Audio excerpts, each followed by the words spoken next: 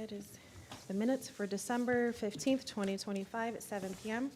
Could we all please stand for the pledge? I pledge allegiance to the flag of the United States of America and to the republic for which it stands, one nation, under God, indivisible, with liberty and justice for all. As you can see, we do not have Mr. Clark with us tonight. He did let me know this weekend he had a family emergency and is out of town. So unfortunately, we don't have a lawyer tonight. Let us keep moving forward. Clerk Lucero, if you could please call the roll. Yes. Bartholomew. Here. Edwards. Here. Fowler. Yes. Care. Here. Parker. Present. Rosso. Here. President Poznanski. Here. Moving on to our approval of the minutes for November 13th, 2025. And, oh, I apologize. Yes. Going back to the approval of the agenda. I do have one item to request. I did place it at your seats. It is a parcel combination for Kemp, if that would be okay, to put under new business A. We actually start at B, so let's just throw it at the top of A there, if that would be okay. And with that, do we have a motion or any other additions? No, I'll make a motion to approve the agenda as is with the addition of 11A under new business for the combining of two parcels. Support. Okay, so we have a motion by Edwards, support by Bartholomew. All in favor? Aye. Aye. Do we have any opposed? We have none opposed. We now have an agenda. So let's move into our minutes. We do have two sets of minutes, one for November 13th special meeting and then one for November 17th. You want to throw out a motion separately together? I do not see minutes for the 13th. Okay, so strike 13 and let's just do November 17. Okay, do we have a motion for the minutes? I'll make a motion to approve the minutes for the November 17th regular meeting. Support? So we have a motion by Care, support by Edwards. Do we have any discussion? I have one correction on page 7. G, the Santa Parade event permit. It has motion passed 6-0. We only had 5 trustees, or 5 council members present, so it should probably be 5-0. Got it. Thank you. Anything else? Okay, do we still have a motion with the correction? Motion Yes. stands. Okay. Support stands. All in favor? Aye. Any opposed? We have none opposed. Okay, moving into our bills. We have bills in the amount of $65,969.78 and also $474,181.06. Do we have a motion to pay the bills? I'll make a motion to pay the bills as presented. Support. We have a motion by Edwards, support by Bartholomew. Do we have any discussion? I have one. The Rosso Group, $15,000 capital outlay, who's that to? Is that for the certification for the chief? Yes. That was for? Trustee Fowler, could you turn your microphone on, please? Thank you. New spot. Okay. Yes, that was, is that certification for the chief of police? Yes. What that was? Okay. Yeah. That's the one where we didn't have the bids, you just contacted, or somebody contacted? Well, them? it's the one where there really isn't people in that realm, so there was one prevailing entity who basically does it all, and so there wasn't really an opportunity to get bids because there weren't really that many out there that did it. More of a single source. Okay. Any more discussion?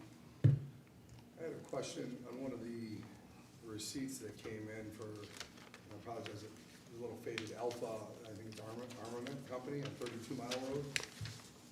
I don't know, we were paying a credit card fee of $134 for a company that's right down the street.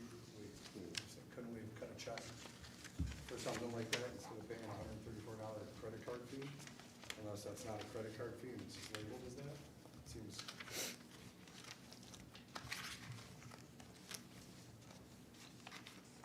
Trying to find that page. It's the first page of copied receipts. It's like the third or fourth one with the credit card.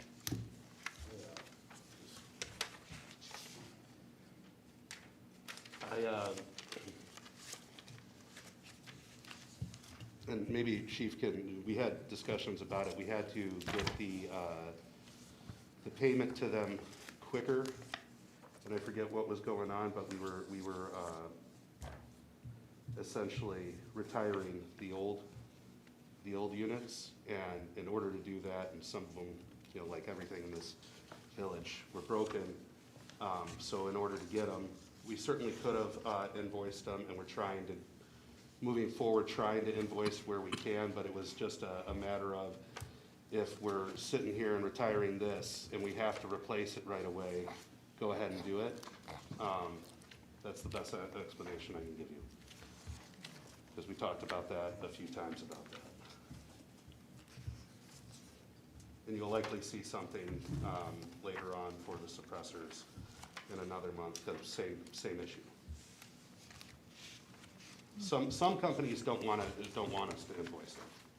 Some companies will straight up, no, you pay cash right now, and that's it. So we gotta figure out if Rebecca's in. If Rebecca's not in, then yeah, we pay with credit card. But we will be mindful going forward to make sure that we're not incurring costs like that. Any other discussion, questions? I have the laboratories, let's see here. The USA Blue Book, is that like a, I'm used to the automobile blue books, what is this like a? Where are you at? I'm sorry, page 2, number 4, fourth paragraph down into, it'd be 590529747. Under wastewater, under Yes. 590? Hey, what is the, Laboratory fees, the yeah, what is the blue book? Just curious, what is that? That would be an Ale question. Unfortunately, he's out of the country. Like I said, I'm used to the ones with automobiles, but is there like a standard, something you look up and you get a fee out of, or? I don't know, because that, to me, that would be a lab, that it says laboratory. For what it's worth, Trustee Fowler, it has been on there in the past. I recall asking Al about it.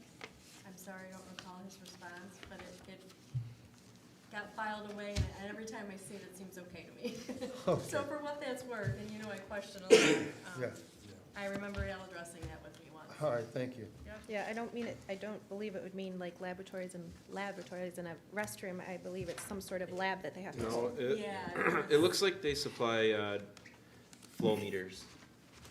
Yeah, that could be it. I don't know if that's a one-time purchase or that's No, something we it's continually pay it's on for, there. like electronic Yeah, monitoring or I something. know. Okay, It thank was you. all in Al speak, so I know that. He's somewhere much warmer. Yeah. Blue Book is kind of like my deal a little bit.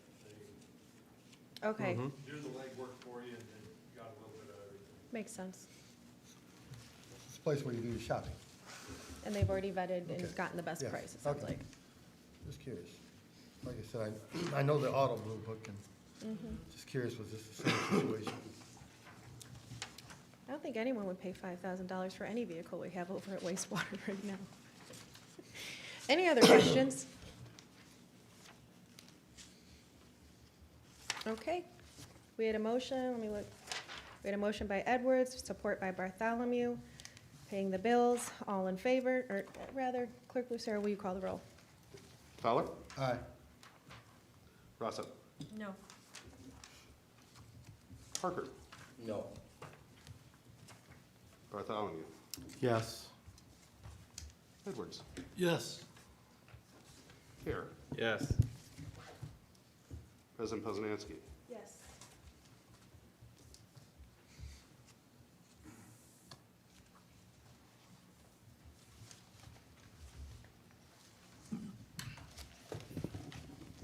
You can see in our next report, we do have from our interest earning just over $800,000 to date there. And then, I apologize, moving into our special presentations. We have Miss Kay. Could you turn the mic on when you get up there? Okay, just a quick update from the DDA. As we move out of our busy event season, and it was a busy event season, we have been doing a lot of planning for 2026. So we've had a couple of rounds of media and marketing planning. Some of the creative ideas that are already coming out are so exciting, so I can't wait for that to come about this next year. We're doing our action planning next week, and the whole idea is just to go into the new year ready to go. Have 12 full months of going after our goals. So a lot of planning.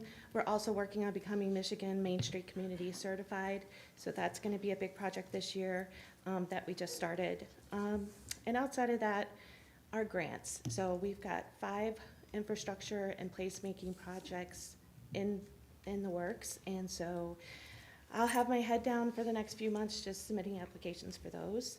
That includes the wayfinding, streetscape, a village park playscape, and a possible CBD dumpster corral project. All will keep us busy this winter. So that's what we're up to. Hope everyone has a good holiday. Thank you. You too, thank you. Happy holidays. Thanks, Kay. And then moving into correspondence, I did have actually 2 letters. One was written to us regarding the rezoning of the 312 acres.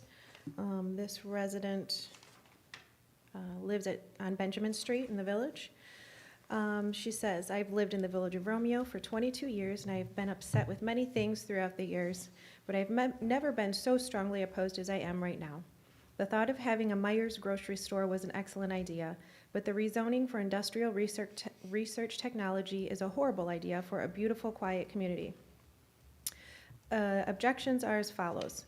Water usage, cooling system type, electrical load, diesel generator capacity or emissions, noise impact, traffic impact, stormwater management, number of buildings and the square footage, lighting, heat exhaust, environmental impacts. My understanding is the developer has withheld essential information. This is going to be a huge draw on resources.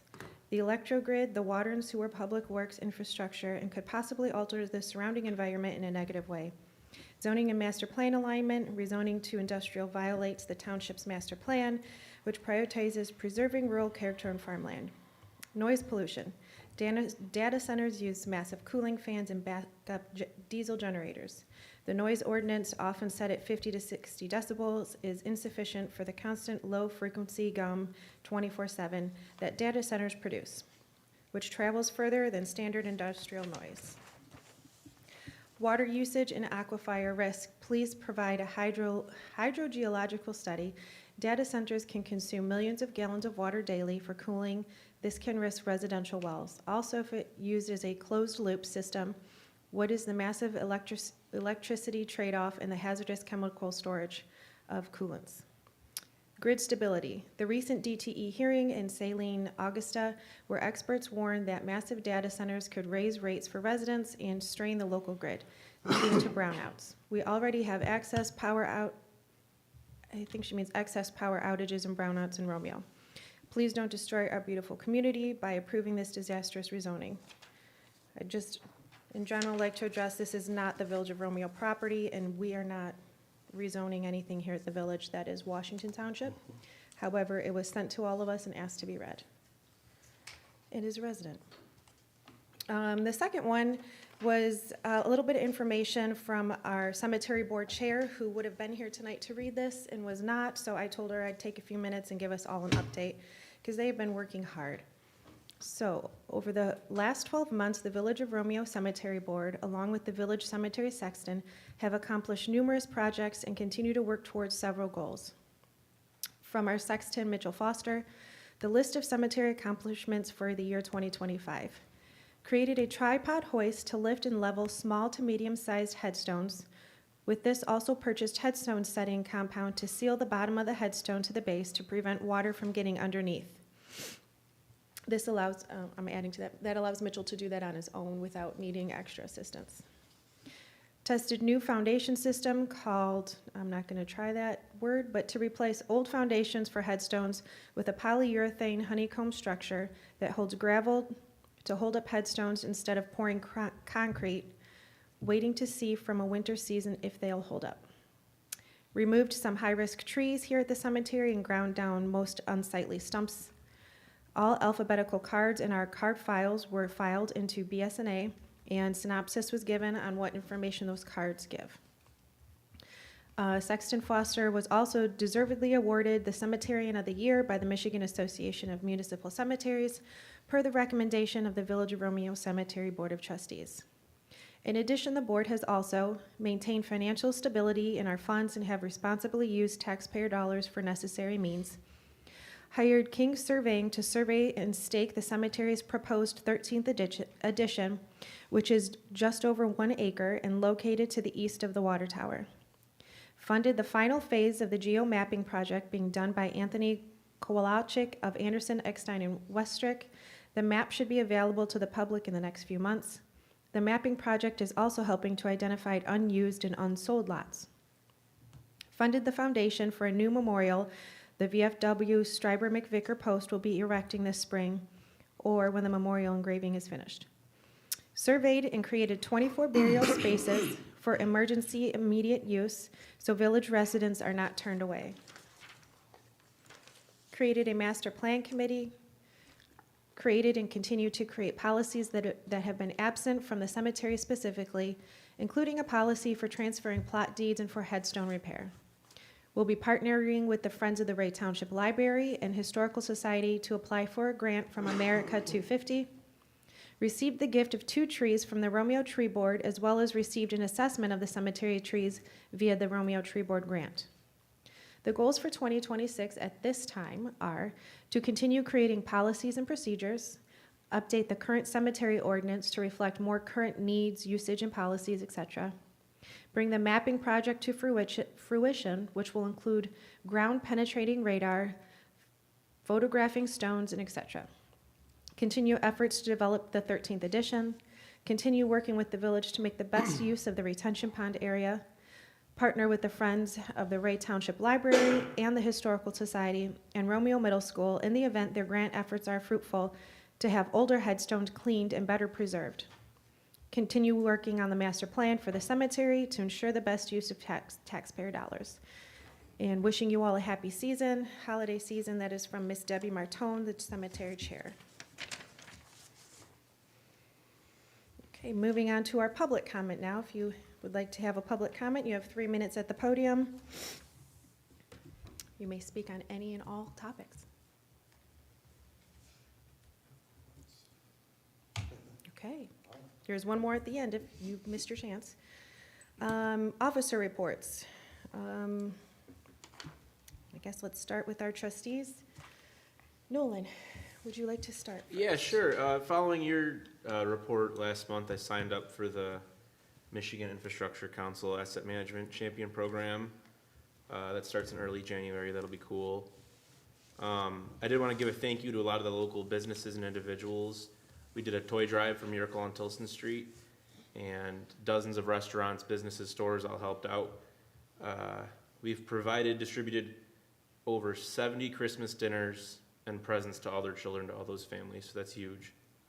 And lastly, I donated this month's meeting pay to the Romeo Knights of Columbus. Trustee Fowler. Nothing at this time. Trustee Parker.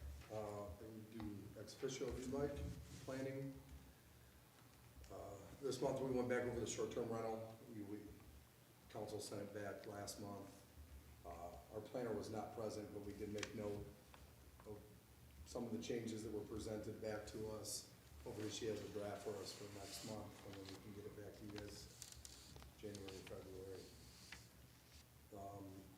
Fencing came back, we looked at, or we listened to Mike Bomarito, who had some requests for obtaining more information with the permitting. PC decided that was more probably an internal thing, part of the application process. So we sent it back, it'll be coming back hopefully in January, basically as is, and if he needs more stuff, then I guess we can decide at this table how to handle that. But that's pretty much it. Anything for trustee? No. Okay. Trustee Rosso? I received trustee Nolan's email about the ethics committee. Oh, I did Reply bring you back. a copy of it.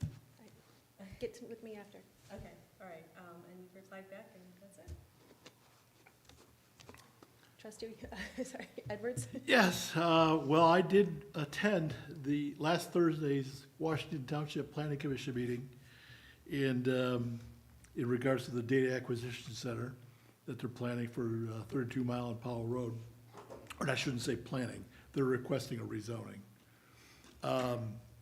And now it's up to the Planning Commission there in Washington Township to decide whether they want to rezone it from industrial to IRT, which is a research and technology zoning. And on the surface, that sounds fine, but there were probably 250, 300 people there. And the public forum went on for 2 hours and 50 minutes plus. And I would guess the percentage would be 100% of the people there were against it. And everything from, you know, the electricity, the water, the noises, the lighting, the this, the that, the so on and so forth. Everyone there was against it. In the end, after 3+ hours, they decided nothing. They were, I think, afraid to take a vote. Tabled it. They tabled it till January 8th. That's the next Washington Township Planning meeting. So I wanted to let everybody know if you would like to attend that. And I say that because everyone was welcome. They had people in the audience against it from all over Macomb County, all over Oakland County. I mean, people came from everywhere to oppose this. I went, because I didn't know really what was going on, I just went for an education, and I got an education, so. It was quite interesting, and I think, like I say, they were afraid to take a vote, they tabled it till their January 8th meeting, and it'll be interesting to see what goes on there, but no one was against it, or no one was for it that was there, so I just wanted to Thank you for letting us pass all that know. along, so. Thanks, man. So I agree with everything the lady said in her correspondence letter, the first letter. But I just want to reiterate that property has nothing to do with the village, just like what Megan said. So that people don't think that we're having anything to do with that. We can't, it's all Washington Township. Yeah, but it would affect us. So Well, I it would understand- affect I us. understand It our would affect people, us, yeah. but we, as a board, We we have no don't have a say in say. it. We have no say, but they did acknowledge that it was going to affect Ray, us, Yeah. and all the surrounding communities. Now, our Yeah. residents that live on the south side of 32 actually vote in Washington Township elections, correct? Yeah, there were actually people that lived on Powell Road there, Okay. right, Well, virtually right across. the I'm talking about street. village residents that could possibly So- have an influence on the impact of the vote, Yes. so. Just a couple more things. ahead. I did attend the Christmas parade. It was cold, but it was fun, and I'd like to give a shout out to it's Boy Scout Troop 86. They come every year to help patrol traffic on Rawls in Washington, so shout out to Troop 86. That's it. Thank you. Thank you. Chief, do you have a report?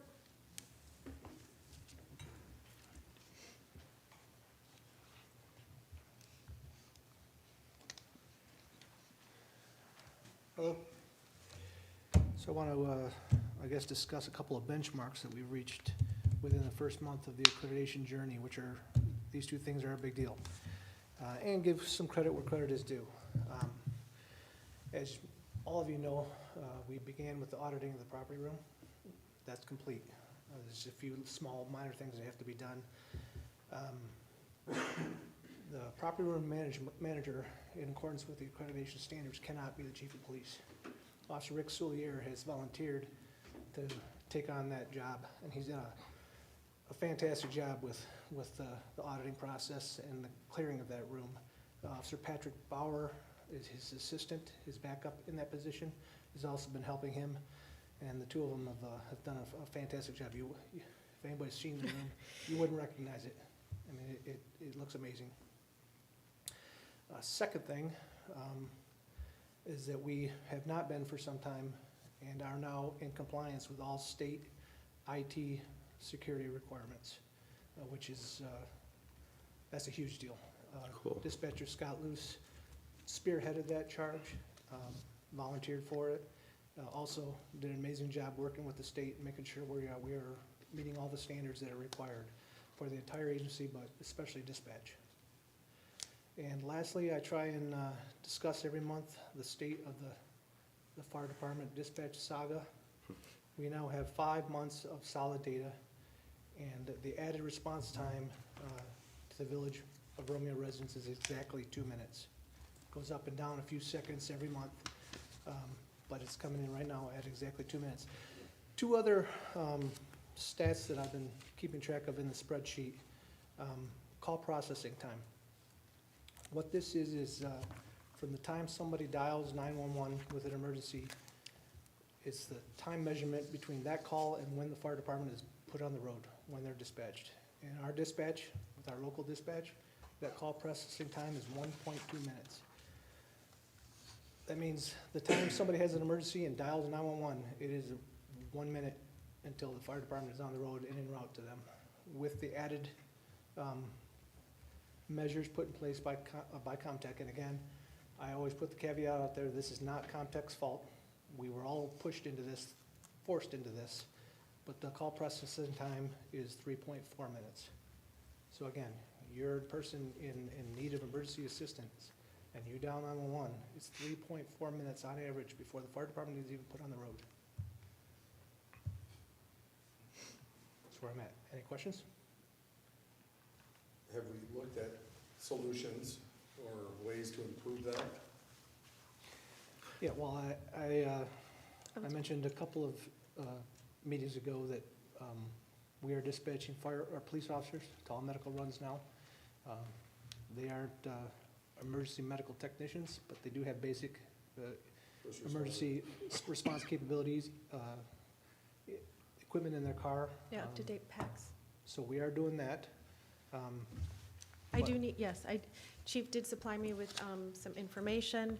I do need to write a letter, speak with Philbrook, see if Bruce Township will let us in to, it will be at a cost to us. It's not astronomical, but it's not a little bit. It's all money on top of the money that we already spend for the service. So just choosing my words wisely as I step forward in writing the letter. So that's where we're at. It's the ability for us to dispatch To be able the fire to, department again, yes. ourselves. And whatever Bruce FD does after that with Comtech, we would dispatch them, they would have to go on the road and let Comtech know we are en route too, and then Comtech could take over after that. But as far as getting them en route and getting us back to the 1.2 minutes or the 4.8 minute total response time that we had prior to this mess, that would get us back there. So It's just a matter of whether they will allow it. Yeah. Hopefully they're willing to work with us, but yes, don't need to go in bull in a china shop trying to keep friendships and understanding. So. Good? Good. Thanks, Chief. Thanks, Chief. Clerk Lucero? Yeah, short and sweet. We had our Pack the Bus yesterday. I just want to give a shout out to Tractor Supply, Family Farm and Home, and FAMS for their generous donations. It was a success. They packed the buses for Samaritan House. Otherwise, if we're talking about the village, there's really nothing to report. This is a very slow time in the village. It's probably going to continue to be slow all the way through January. So there's really, no news is good news on that front. So, yeah, that's all I got. Sounds good. Just clarification, you said we did pack the bus. Who, just for clarification purposes, we is, I didn't, I meant to say the Lions Club had their Pack the Bus. I am a Lion. We as It's an an us. annual event where we raise donations for Samaritan House and families in need during this time of year.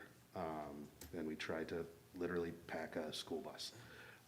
But yeah, that's really all I have. just want to make sure credit goes to Yeah, who is. yeah. Village thank- didn't- Yeah, and thank you to Supervisor Metz with DBW for getting us all the barrels so that we could block out the spots and create lanes, because last year it was a nightmare. People were parking in the middle of the street to give us donations. So with the barrels this time, we were able to push people in a more uniform fashion, to pull up behind the bus, offload, and then pull out. So everything went without a hitch, other than the Being fact that very, I very likely cold. got sick. So- And it was insanely cold.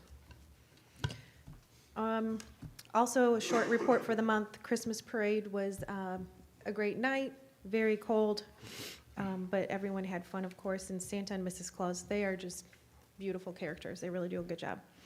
I did include in your packets for you our first One Source. If you saw that, that's the official new magazine for the tri-community. Instead of receiving 5 different things, you now receive it all in one for all of the village, the townships, the DDA, the library, and Parks and Rec, all in one magazine finally. And it allowed us all to cost share and then also get our information to a bigger audience. So that was a success. Wanted to remind everybody of our joint DDA and Village Council meeting, January 12th. I know you asked me, I had to look it up. January 12th at 7 p.m.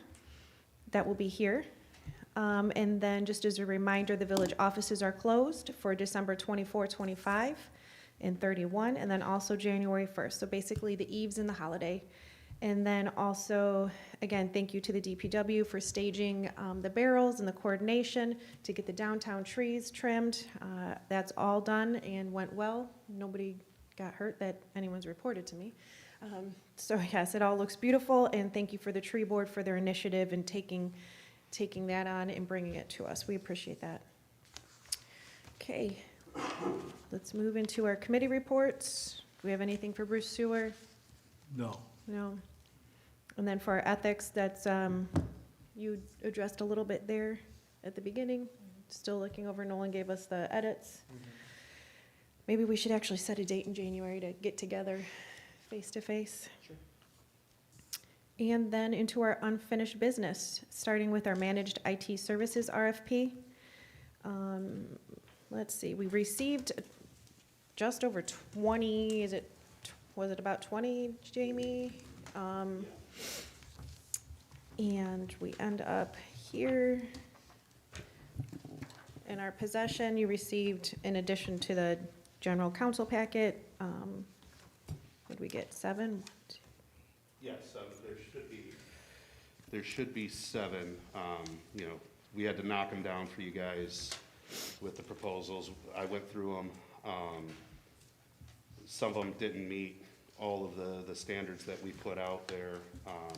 So we're able to knock it down considerably and not just, as Trustee Edwards said one time, drinking from a fire hose and just throw it at you guys. So, yeah, these are the ones that met all the qualifications. And not only that, but in turn, in meeting them, they also, by and large, addressed all the needs of the village, because we're trying to get one service provider to handle the entire village, everything from DPW and their software to wastewater, their software.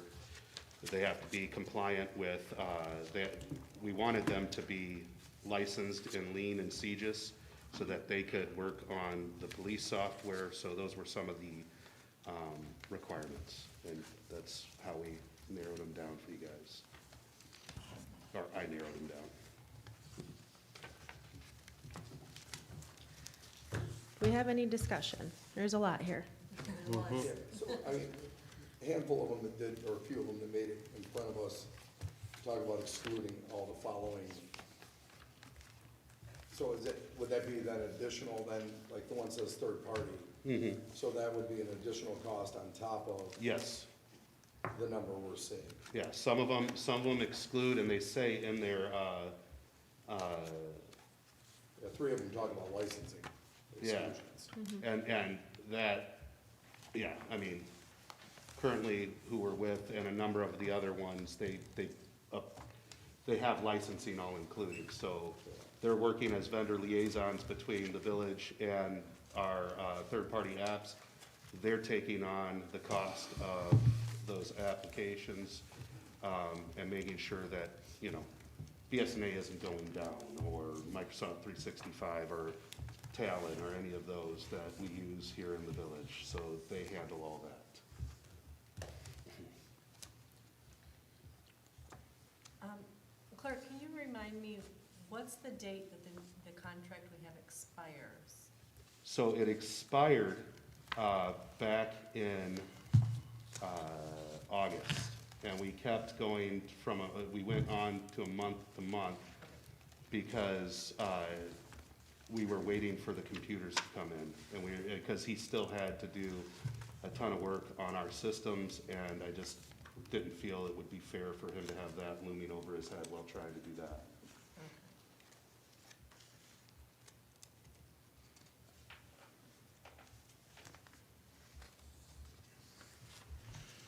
I guess I will say from my perspective, I have a few different thoughts. Some of them are just so, the cost is just prohibitive. So as well as they might be, I can't really entertain them. I do wish, though, that in the ones that just don't have a signature, I still would have liked to have seen them. Just the fact that there's no signature on them, to me, doesn't kick them out of the race, per se, if you want to say it that way. We have the right to accept or reject any, and just not seeing them because someone didn't sign them just doesn't set well with me. What if they have a very good proposal? I don't know what their costs are compared to the current cost SKUs that we have in front of us. I just would have liked to seen them. And maybe in the future, we see all of them. Even if they're disqualified, we still get all 21 to look over. If I may, President. We set out guidelines that they had to follow, and if they can't follow the bare minimum of signing their document, then that says to me, what else are they gonna overlook if we walk down that path with them? It is a bare minimum requirement that you sign your proposal, and if you can't even do that, then we're already starting off on the wrong foot. And Which I I don't just wholly see as disagree being- with. However, I see that as a council decision. I do take your wisdom in that, and I do agree. But I also feel we did ask for a lot, and just for, to me, that's as if when you turned in your paper to your teacher and that you forgot to sign it, they gave you an F. Like, they did all this work, put this forward, and it is our due diligence to pick the best with the best cost. Maybe it's still one of them that forgot their signature. Just offer a little grace, is what you're saying. Well, and we don't know what those costs are. I could agree with you on the signature, like, if they missed the deadline, they missed the deadline. Yeah, that's If like- they're missing information, they're, you know. How about we Yeah. just contact the ones with the minor, signatures, as you're saying? Was there anyone in particular that you? No, I mean, there's what, and that was the thing, it wasn't just one, it wasn't just, Yeah. we they were have four. two that just completely missed the deadline, and then we have 1, 2, 3, 4, Or binding signatures? four, and so that's 4 more with cost options that we're unaware of. Just So we contact- already have the information, I'm assuming, it just didn't get presented. correct. Contact those 4? But what, we don't, what, contact them for We what? don't need to contact, we already have the information, Yeah. it's just not in front of us. We have it at the village. Just to go along with what Jamie's saying, you know, they didn't follow the rules. You have to make an exception regarding communication with the four that you want to be included. If we make an exception on one, or you guys make an exception on one, you have to make an exception on all. Unfortunately, it does say we have the right to reject any or all proposals, so I would disagree with that statement. In the village, And we, failure of the vendor to provide in the proposal any information in this RFP may result. It's not a must, it's a may. You wrote it in such a way that you gave us lateral choice here.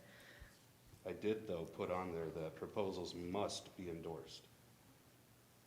I just feel like we're nitpicking when we're talking about $100 grand, $150 grand, and we're nitpicking at when there might be I have yet to even see them, of what the other options we have. yeah, I guess it should have come before us. I agree. So, in I my make a opinion, motion and to postpone as much as I'd hate to do that, that is where, until the council sees all bids that were submitted. We can make a determination at that point. and put it if we into disqualify January. or not. Support. Okay, so we have a motion by Parker, support by Care. That is. We don't need all this stuff. No, please retain all of your No. information. You'll get extra, and we'll bring it back in January. Okay. It was also requested in there that the prices hold for 90 days, so we do have a little bit of time when it comes to that. Moving into our council purchasing policy, this is the draft. We spoke about it last month.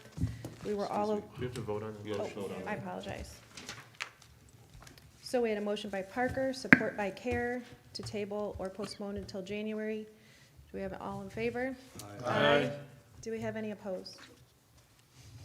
Okay, now moving on.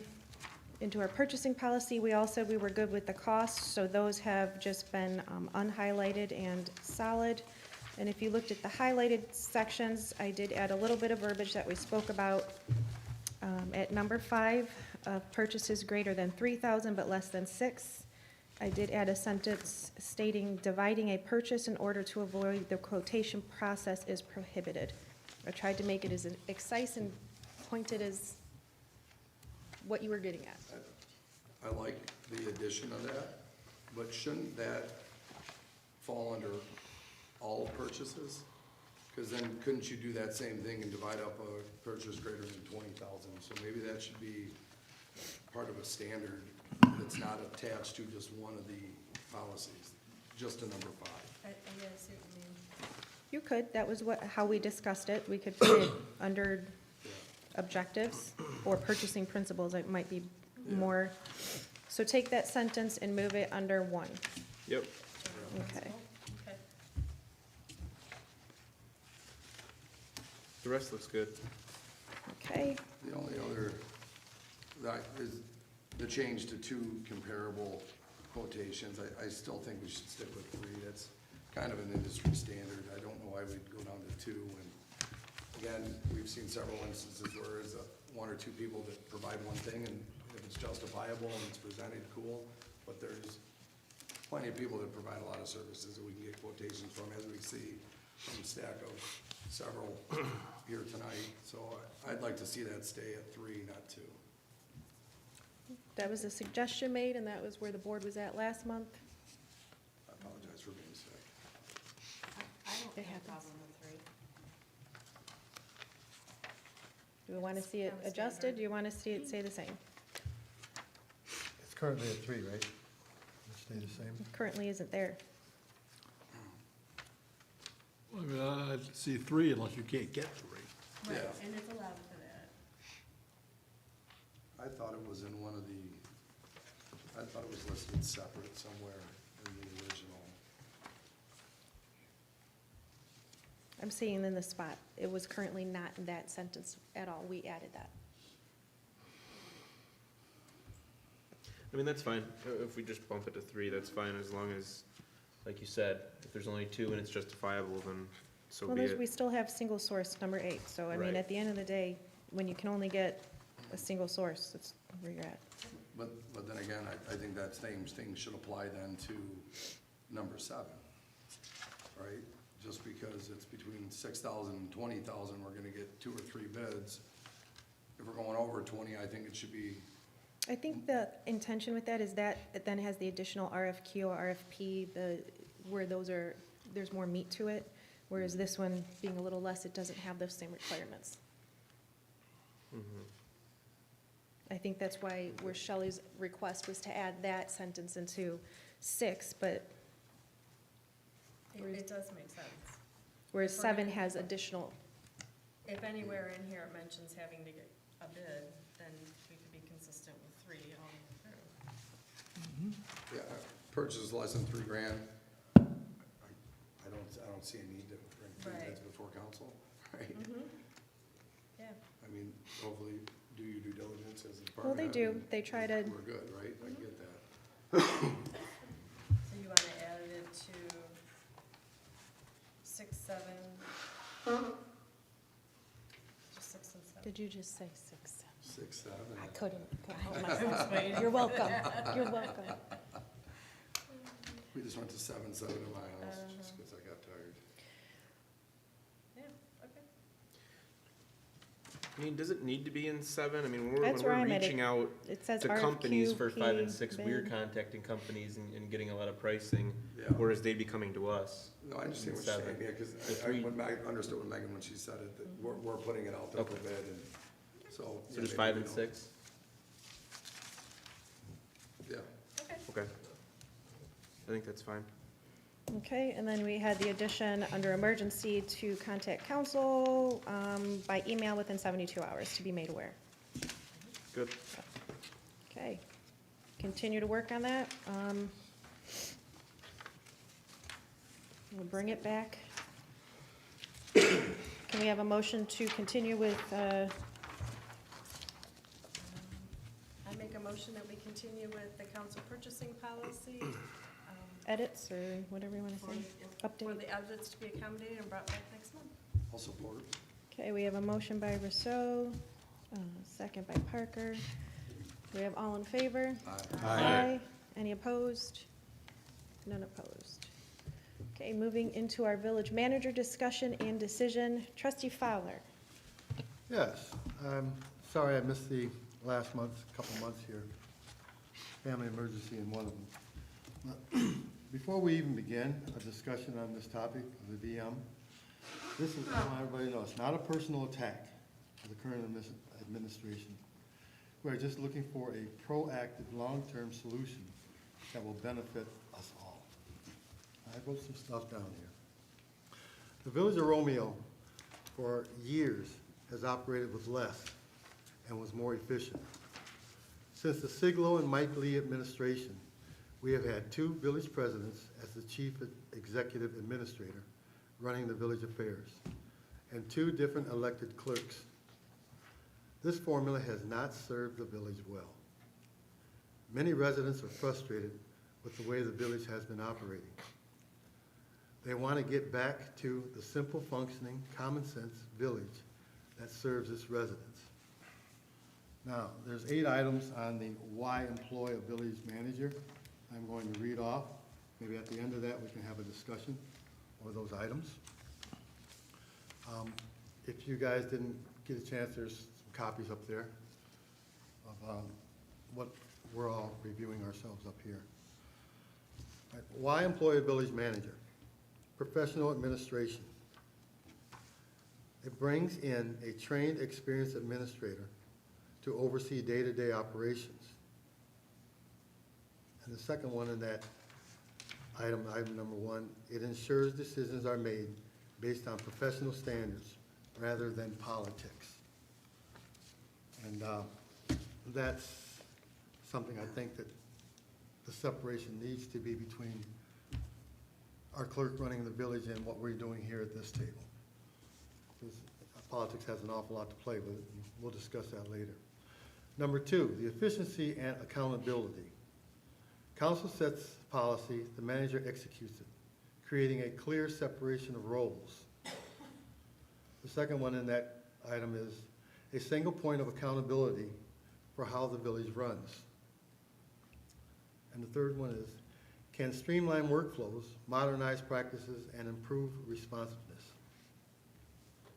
Now, the third one in that item list is consistency and stability. Provides continuity even as elected officials change from election to election. I think that's some of the stuff that we're running into is when a new administration comes in, it takes time to catch up, and some of the things are kind of left behind. Keep long-term projects moving forward regardless of political shifts. Number 4 out of there is financial oversight. The manager can prepare budgets, monitor spending, and oversee grants, contracts with professionalism. Helps prevent costly mistakes and improves financial transparency. I'll have to say after that last one is Captain Trapped. All right, number 5, personnel manager, I'm sorry. Centralized staff supervision under one professional instead of multiple elected officials.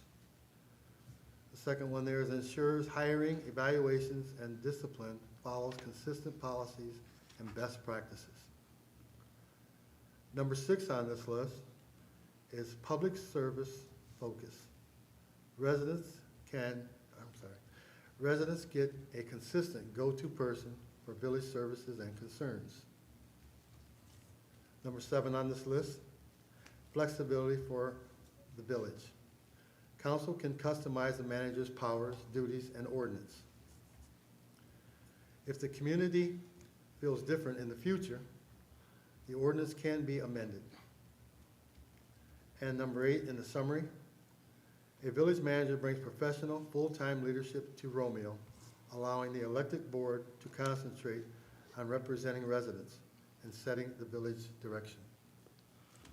The reason why I wanted to basically put this out there, and then after I read all this off, hopefully we can have a little discussion over some of these items. I think the second one, the efficiency and accountability, that sets the policy of the manager, executes it, creating a clear separation of the roles. And I know in number 1, I mentioned the professional administrator. Number 2 out of there, it ensures decisions are made based on professional standards rather than politics. And I know some of the situations where this board has had to make decisions and our public is going on, dealing with some of the issues of the Planning Commission. Last week you guys had a meeting. I think you wrote a letter to the Planning Commission board indicating that it was the fault of a trustee why the information never got passed on to. Who's you? I didn't do that. No, it's from Clerk Lucero to the Planning Commission board. That letter. And it basically cited the ex-officio for not doing its duty to contact the village council here, which the ex-officio would be Justin Parker. Mr. Parker, I don't seem to have that letter with me, but can you just give me a little hand here as far as? I can read it. Yes, please. Give me a second. No Could problem you reading it. reiterate and clarify for me, though, how this draws back to village manager discussion at hand? Well, I mentioned the political aspect of it, and it draws a direct line in that aspect there. You know, all the Duties people, were not all followed. of us sitting here at Duties this and table are job descriptions politicians. were not followed, and the buck was being passed. So that posed a disruption in the ordinance getting to us, but the buck got passed saying that a trustee didn't do his job in order to present it to this council. And it's not that trustee's job to do the paperwork in that office to get it to this board. I hear your opinion. So please read that. as Sure. indicated. And then if I could, I have a question after it. But I said, "Dear esteemed commissioners of the Village of Romeo Planning Commission, this letter concerns the above referenced ordinance that was voted on by this body on January 2nd, 2025. The ordinance in question had been workshopped by both Planning Commission and Village Council since October 2024. At the January 2nd, 2025 meeting of the Planning Commission, this body held a public hearing to hear the comments and concerns over the proposed changing to the fence ordinance. Once the public hearing was closed, the Planning Commission voted unanimously to pass the amended ordinance onto the Board of Trustees for final approval. Unfortunately, the Ex-Officio never brought this business back to the Village Council. Because of this, the amended fence ordinance is in a state of limbo and creates a situation where there are two opinions or options to move forward. It is currently the recommendation of the Village of Romeo lead building official Mike Bomarito that the fence ordinance be amended to require a certified plot plan and be supplied as part of the application process. After speaking with the village attorney, Mark Clark, the two options before this commission are as follows. Take the amended ordinance that was approved back in January to the Village Council for final approval and then go through the process of adding the plot plan amendment once passed, or add the plot plan amendment to the amended ordinance that was approved back in January and go through the process of having the village clerk, or Village Council, approve the draft and pass it back to Planning Commission for the purpose of holding a public hearing, then passing the ordinance as a whole back to the Village Council for approval. Option 2 may seem a bit convoluted, but it streamlines the process by passing all amendments at once. Both options will require public hearings regardless. It is up to this body to decide what direction it would like to move in. Either way, it is incumbent upon you to make a decision and move these items forward. My thing on this is, I understood you went through all the steps to take, but like I said, you're bringing a trained, experienced administrator to oversee day-to-day operations. You didn't take responsibility. You threw Trustee Parker under the bus. Sir, that wasn't my responsibility. Well, it's not his responsibility. Have you taken the planning course, the citizen planner course? I looked up the information in the. That's state. not what I asked, sir. Have you taken? No, I the have citizen not. planner? Let's Okay. not have an argument. Hold on, Well, let's get back. No, I have. I'm not having an argument. This is fact-based. I hear that you have this as, this is an example. Yeah. I hear an example. That's what it is. However, I also know that this conversation started back in September, and that letter is dated for most recently December. So you had this in your mind back in September. Correct. So could you give us some, Some more?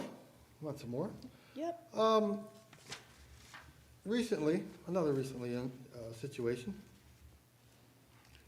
Trustee Russo on the ZBA was told that she was in a conflict of interest because there was only 3 ZBA Planning Commission members, not Planning Commission, 3 ZBA members, when it should have been 4, and it didn't even have a public hearing also, which should have been another reason for that not to take place, but she was told that she was in a conflict of interest, and actually I brought that up at a meeting 2 months ago. So how could she be in a conflict of interest when she doesn't even live near the property? Well, she lives near the property, but quite a ways away from it. She doesn't butt up to it.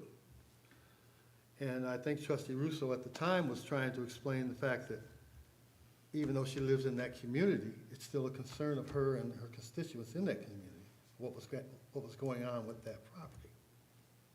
And once the ZBA passes something, it cannot be changed by the Planning Commission.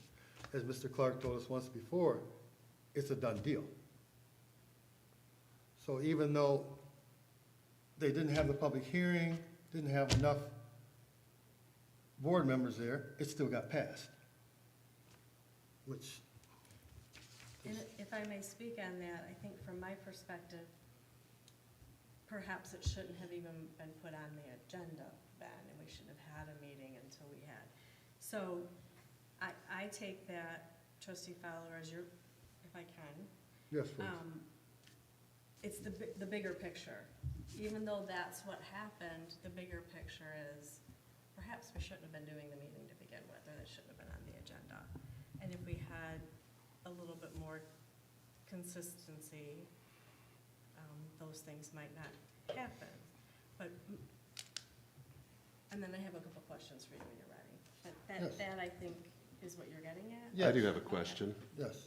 Ms. Rosso, did you receive a letter stating that that was coming before the ZBA, which goes out to, Council continues to change over every 3 years.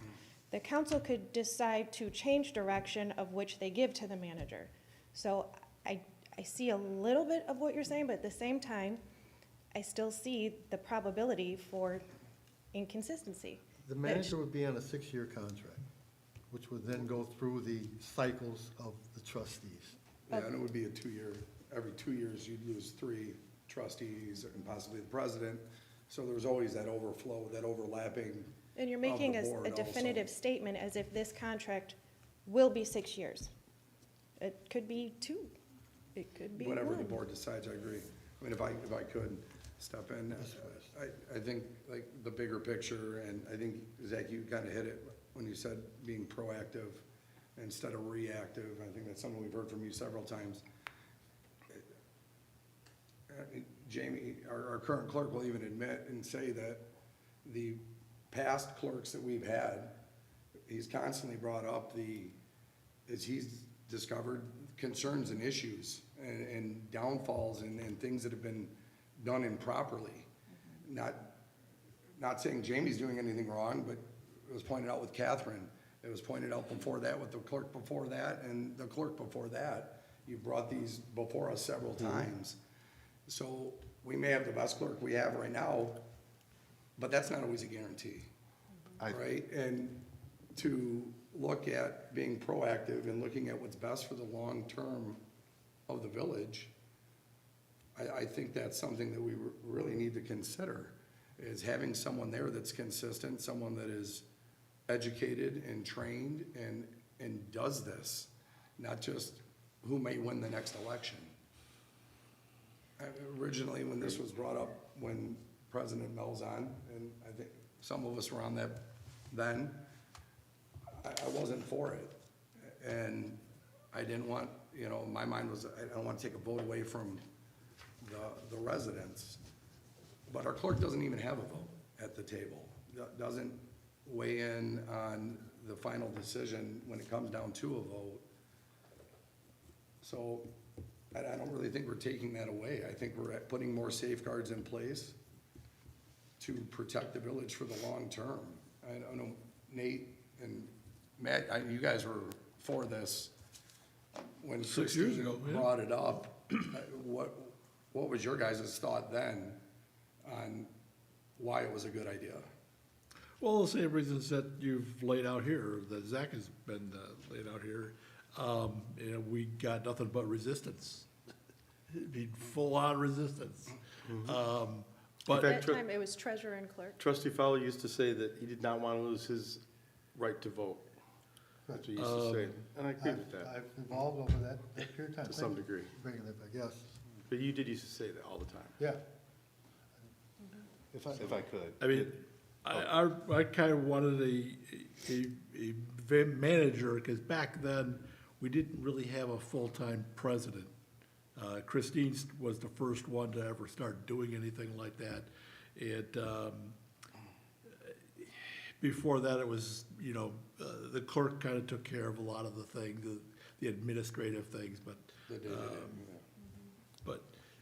we needed somebody that would do exactly what you're talking about. But the current arrangement that we have, I think, is working out for us. So, maybe I've kind of switched over and kind of flip-flopped on it myself, but,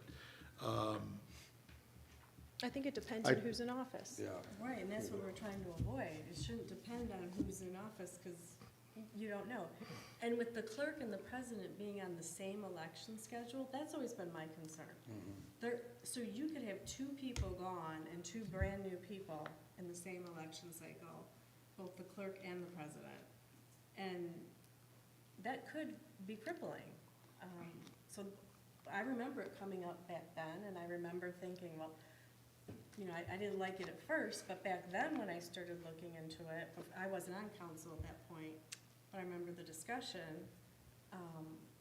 After you look into it and you think about it, and you look at the pros and cons, I think it becomes a little more clear. At the very least, our clerk and president should not be on the same election cycle. But then I started looking at the financial impact. Could this help be a piece of that financial puzzle that we have an issue with? Could we streamline or move things around or add things or whatever, however we do it? It's an opportunity to have a positive impact on our financial status, not only from a salary point of view, but a consistency and loss of revenue just due to mistakes. So if I can, when I that was spoke next. about previous administrations, I also said streamlining into, the bigger issue was going back to ways of old and streamlining everything and putting the burden on one person. That's how the mismanagement happened. It wasn't because they were doing anything malicious. I truly believe that Clerk McLaughlin and Clerk Lee both served honorably and quite frankly busted their butts for this village. And if not for them, we likely would have seen a worse outcome. But it was a lot asked of them, and no one person can take and do everything. And to your point, Ms. Rosso, I'd like to ask, and this is a question for the entire board because I have a follow-up. When we talk about financially, does anybody on this board know what a financial, or what a village manager runs? Yearly salary, plus benefits, plus fringe benefits. Does anybody know? It's gonna vary depending on the municipality, but I'm gonna say somewhere in the range from what I've seen, around 100. Yeah, so you're gonna cut the clerk and give them a salary that is double the clerk. But also village managers come with fringe benefits, performance benefits, upwards of 20,000. Car stipends, those are the more recent ones because I just got all of the data from MML from the work and comp class data where all the municipalities have reported their numbers. So I make 55,000. It is what it is. Yeah, I think it's been discussed in the past that would be it wouldn't just be the clerk, it was a combination of a clerk and treasurer and reassembling basically the office and the administrative end of things. How much does our treasurer make right now? I'd have to look up, I don't have the number in front of me, it's 38, I think. So you're still under what it would take, so you're still overspending for another individual to come in and do the same jobs. Can I call point of order and have council take the conversation back, please? Well, I do No. feel Well- that if we're having a conversation with the clerk and we're gonna sit here and talk, that there is a certain point, and I don't see Clerk would- Lucero being argumentative right now. He's sitting here I'm not. joining our discussion. I think there are certain points that, to me, that was a valid point. How much are we gonna spend? How much is it really gonna save? You bring the point up, but you didn't bring numbers. So, I appreciate is that it. how I usually start? Yeah. So, is that how I usually start? So, but thanks Trustee Parker for reaching out to Matt and our thoughts on this. I think, you know, I'm sure that in a perfect world, yes, maybe, but, and everything, as you read off everything on there, I'm thinking, well, it's all getting done, and professionally. So, I just don't think right now is a good time for something like that. That's just my personal thoughts. So that's where I see it. I don't wanna lose my right, I don't wanna lose my right to vote either. I agree with You you. don't lose your right to vote. No, Well, you wouldn't be able to vote for who could be the president. It wouldn't, Or you wouldn't have that. the clerk, the clerk. No, the clerk would be, President would still maintain. Okay. It would still be a president. I didn't know that. I thought it took. Yeah. You essentially lose your vote for that person to do the work. Right. So then you're actually voting for this clerk to be a figurehead, well, then the council gets to decide. So you are losing that connection. Yeah, and I also trust the motive on this personally.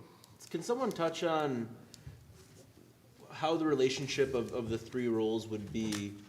You know, those of you that seem to be a little bit in favor of it, what would the hours be like for the clerk and president? What would be the dividing of powers, and what are you proposing? Well, the clerk would be not the clerk, the village manager would be the full-time position at the village office.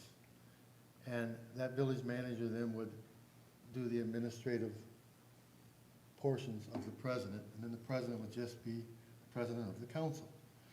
So like in the past where Marion ran both the administrative portions and the clerk portion, we would be looking to get that position in the office. Would the president have reduced hours, or just council, you're saying? The president would have reduced hours and responsibility.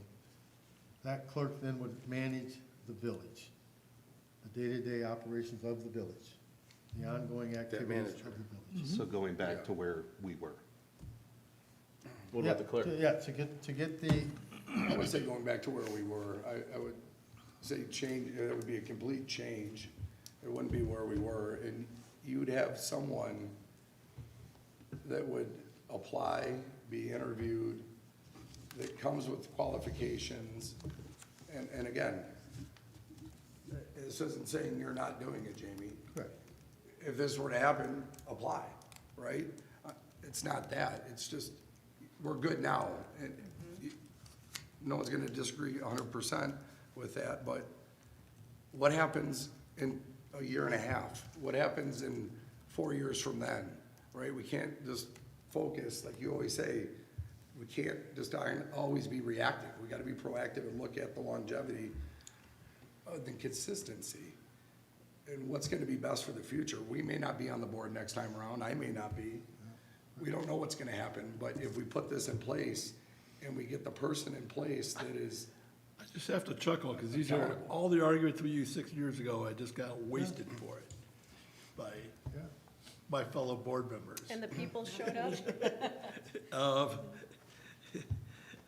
Because it's true, I mean, but back then, the president was more of almost a part-time position. yeah, And so we needed somebody that could come in and do all the things you've talked about and be consistent, a professional person I'm gonna that you argue- could I'm hold sorry. responsible for things, and you could hire and fire them. If they messed up, you could let them go. When If they Christine brought didn't, that to the then you could table, move- she had already assumed and made the full-time position. Correct. She was a full-time president when that came in, because she did that in her first 2 years before I was on. The village manager discussion happened after I came on, so it was almost 2 years later that happened. And that two-person responsibility in the office had already been put into place. But the manager wasn't on discussion at the time. What it was to take the clerk and the treasurer from elected to appointed. That was the discussion.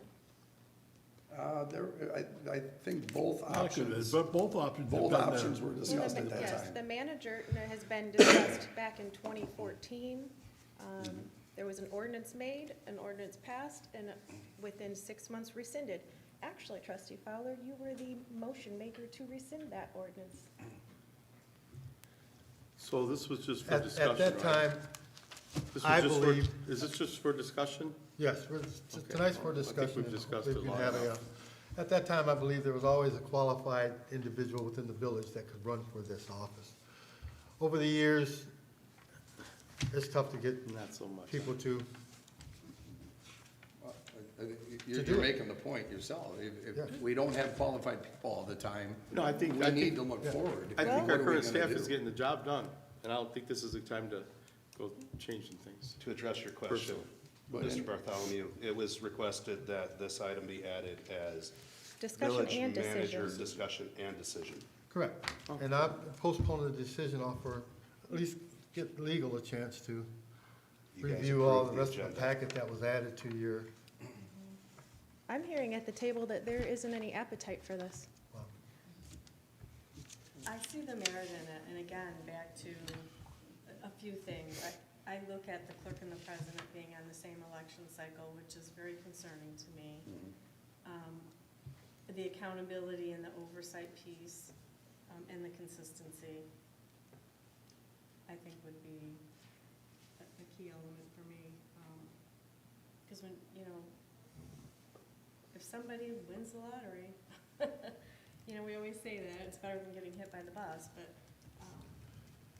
And the residents are always stuck Consistency for the training, I'm sorry, the residents are always stuck training the next cycle of elected officials. Conferences, and this gets beyond that. We don't have to keep digging into our pockets saying, okay, go get this training here, go get that training here. It goes through the next election cycle, somebody in place. It's like I said before, we have property out there, the Ford's property. Our tax revenue is gonna run out with them soon. Well, they still own it, don't they? Fords? Yeah, I just don't happen to have any friends in my back pocket that have multi-millions of dollars that I can convince to go buy it. Do Billions. you? I mean, you as trustees what's- could what's sell the that dis- property just as well as I could, What's the right? So, discussion so far do with you the have Ford? any friends that have hundreds of millions of dollars that would like to buy it? What's the discussion with the Ford's property so far? Ford has yet to sell it, it's sitting Yeah. there. That's the Well, discussion. it's a potential good, for sure, in my The opinion. Village of Romeo, along with Macomb County, created a task force. We've done all that we can do. We've done the research, but until Ford says it's for sale or says to the people that they want, like, what would you like to do, Zach? What have you been doing to be active in getting Ford sold, the property sold? Well, Let's get back on topic. This is getting out there a little bit. yeah, okay, all right. So there's a motion. I'd like to have legal look over the rest of this packet that you guys have and postpone this vote for the next 60 days. Puts us beyond the first of the year. Okay, we have a motion by Fowler. Is there support? I'll support.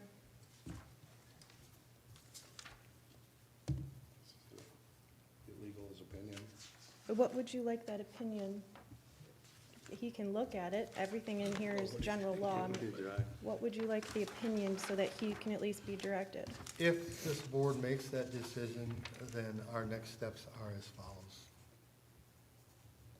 And I know it's 45 days, we have to definitely go out for, find some headhunters to, Our next step probably couldn't come, we probably couldn't enact this We have to get, until the Budget. next president comes up for election. Because right now, the president's position, as stated for the election, was to be basically the manager and president. So, and the salary is based on that. So, until you can't hire another, you'd have a village manager in here doing the same thing as the You're village correct. president. For the- And or you'd be paying two people to do the same job. so nothing could be done actually until the next election go around. So your motion, But I I'm sorry, think- is yeah, to so we'd have postpone to- until Mark has the opportunity to So you get- outline the steps? Correct, yes. Thank If I you. can, the motion that I wrote down that I heard was to postpone final vote for 60 days until municipal lawyer Mark Clark has an opinion. Correct. Okay, we have a motion by Fowler, support by Rousseau. Do we have any further discussion? I mean, one thing I just want to touch on, I mean, this could be a little extreme. I think one way we can achieve stability, you know, despite overturn from elected officials, is supporting our staff really well. You know, I don't think we need to hand over executive power to somebody to achieve that. You know, helping our staff, adding staff members. We can add an administrator that doesn't have the legal power that a village manager would have, executive power, that we could still direct, we could have them oversee departments, oversee issues like what we saw with the ZBA, that might come at a cheaper cost, that could help us with a lot of that day-to-day stuff, but doesn't take power away from, doesn't take our vote away as much, doesn't take power away from the council as much. I think we could, just something to explore, not trying to, you know, go around what you're trying to present to us, but I think if we do a really good job and make it an intention to be consistent and support our staff, I mean, we had all we could do to get them computers that weren't 12 years old. So now, you know, if we can support them and give them maybe an extra hand or help them with, we're not even digital yet. So, so it's a lot to make that big jump to hand over power, or maybe we can take a small step first and see how that's effective. That's just my opinion. Well, I appreciate that. I just want to clear up some of the confusion. We are not losing a vote. I'm not confused. Yeah, we will not be losing a vote. Well, no, but you take away. You just said that, so it's not Well, taking away your vote. you do. When you decide to vote out a president, that's the people deciding who they want to make decisions. Yeah. You know, while it's legal to have a village manager, it still takes away from that decision when you have a 6-year contract and someone's doing that might not even be a resident off their own volition. Now, obviously, they're directed by us, but then you still have politicians, us 7 or 6 politicians, choosing what they can and can't do, but it does take away from the people because that overturn is intentional by the residents. They want to choose a new president. They want to choose a new clerk. When choose a new president, yes. The clerk You're situation. not losing the president. Yeah. I understand. The clerk situation is the stability of the purse basically in the village. We've been spending money hand over fist. It's just been ridiculous. Okay. And Zach, could you touch again on historically, it's been the one person in the office? Yeah. And the president has been of a lesser role? Correct. Over the past several administrations that Matt and I reviewed them before us, the president had given its authority for the chief administrator for the clerk to handle that portion. So the clerk has been doing all of these, the street administrator, everything goes on. And the president and the clerk always work together in harmony as far as the functioning of the village. And so that person was solely in charge of all employees, activities that happened throughout the village. When Christine came in, she made herself the chief administrator. Catherine Trapp was her elected clerk. There were training issues that we thought was going to be up to speed, and yes, I thought since Catherine got elected, I didn't want to take that away from her. That's why I was always for her, because I figured sooner or later she would catch on what was going on. Well, she caught on what was going on, so did the rest of us residents, because she never paid bills, sent us in the hole in a lot of payments. Then we looked for another clerk to run, and Jamie applied, which is great. He's the only applicant. So to bring him up to speed, the taxpayers are still paying for the training. We have a new president, which is good, doing a good job, but I'm still looking for that central person at that position. If things change between us and what goes on elsewhere, that position is still solid. It is still there. The residents don't have to keep paying for training or retraining of somebody else to take that spot. And that's what this is for. That's why I brought this up. And I'm there's still a sorry, motion but- on the table. Can I say something with the board? Allow me to say something, please. Go ahead. Their training, I don't understand that comment. Please don't go into the training portion. Well, It's you just made it a point to go on that. Okay. I you gave the me floor, permission. have a few minutes to speak. The only training I get paid for is stuff that you have to do every year anyway to continue to have your continuing education credits. It doesn't matter if it's clerk or if it's a village manager. And again, when we're talking about, like I said, my very first report to this board, that how we got into the position we got into was because too much was asked of one person, and now you guys are advocating to going back to that system. You said it yourself right here. Going back, having the president run the board and the administratorship go to this village manager who handles all the duties of the clerk and the street administrator and all that. But when we talk about money that we might be spending and hemorrhaging, don't forget how we got there, which I listed out, because too much was expected of one person and things went unseen or overlooked. That's how we get a police department that it could be shut down any day had chief not walked in and done the things to make them compliant. That's how we get computers that barely work, that our working staff, we can't get anybody on board because they're not staying up to date with what should happen with wages and everything else. And I will tell you right now, if you guys bring in someone for 105, 110 plus benefits, you will lose your entire staff as well because they are making 20 to 30% behind their peers. Point of order, So please. just to, I was already given you, the point of order, it goes to the president as the chair of the board. So you have a situation where you are literally cutting your nose to spite your face, and you want qualified people in this position. Well, I would ask, what makes this board now, future, past, inherently qualified to sit in these spots? Because you have to make large decisions as well. So, Okay, can I address, oh, I I have to say think at the, this. let's I take. have to say this, please. No, I don't think you do. We're If gonna you- take, excuse me, we're gonna take this back. We had a motion by trustee Fowler. We had support by trustee Rosso. The current discussion at hand is village manager. We continue to delve into specific little things. You've presented 2 disagreements. We'd like the village lawyer to look into it. At this point, I feel like we've discussed it well over a half an hour Thank you. with a I motion agree. on the table. I'd like us to go ahead and call it. Clerk Lucero, if you, Madam President, pardon me, Clerk Lucero. yes. Madam President, before you call it, I have a question to confirm my support of this motion.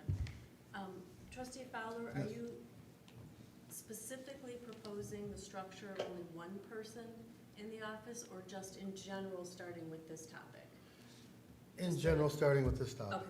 Okay, I'd like to say, if you are not reelected to this position, including the clerk's position, okay, then we have to have another brand-new clerk come in here. This is what this is for. okay. That's what I'm Because sure. Mike Lee was a good clerk, but he got beat out by Catherine Trapp, popularity contest. I mean, but bottom line, and if it happens again, the residents are stuck. Okay. That's all I have to say. To answer your question. And Madam President, it's the president who is responsible for the police department, not the clerk, correct? Do I understand that? I am their supervisor. Okay, thank you. My motion stands. Clerk Lucero, could you please read the motion one last time so that we're all clear? Yes. To postpone the final vote for 60 days until the village clerk, or village lawyer, Mark Clark, renders an opinion. Okay, if you could call the roll. Certainly. Care? No. Bartholomew? No. Fowler? Yes, Rousseau? Yes. Parker? No. President Poznanski? No. Edwards? Oh, I'm sorry. Trustee Edwards? No. Thank you. Okay, moving on, we do have finally into our new business A, the added item of our lot combination. Thank you for seeing here. This was brought before the Planning Commission. These minutes that I provided at the table tonight were the November 6th meeting minutes. It was the addition, yeah. A motion was made by Commissioner Hale to approve the preliminary site plan with the condition that the second parcel be combined with unit number 5. If you look at your second page, you do have the drawing. I tried to highlight and copy it for the best of you. Parcel number 2 is on the left, parcel number 5 is on the right. It's taking them from 2 and combining them into one parcel.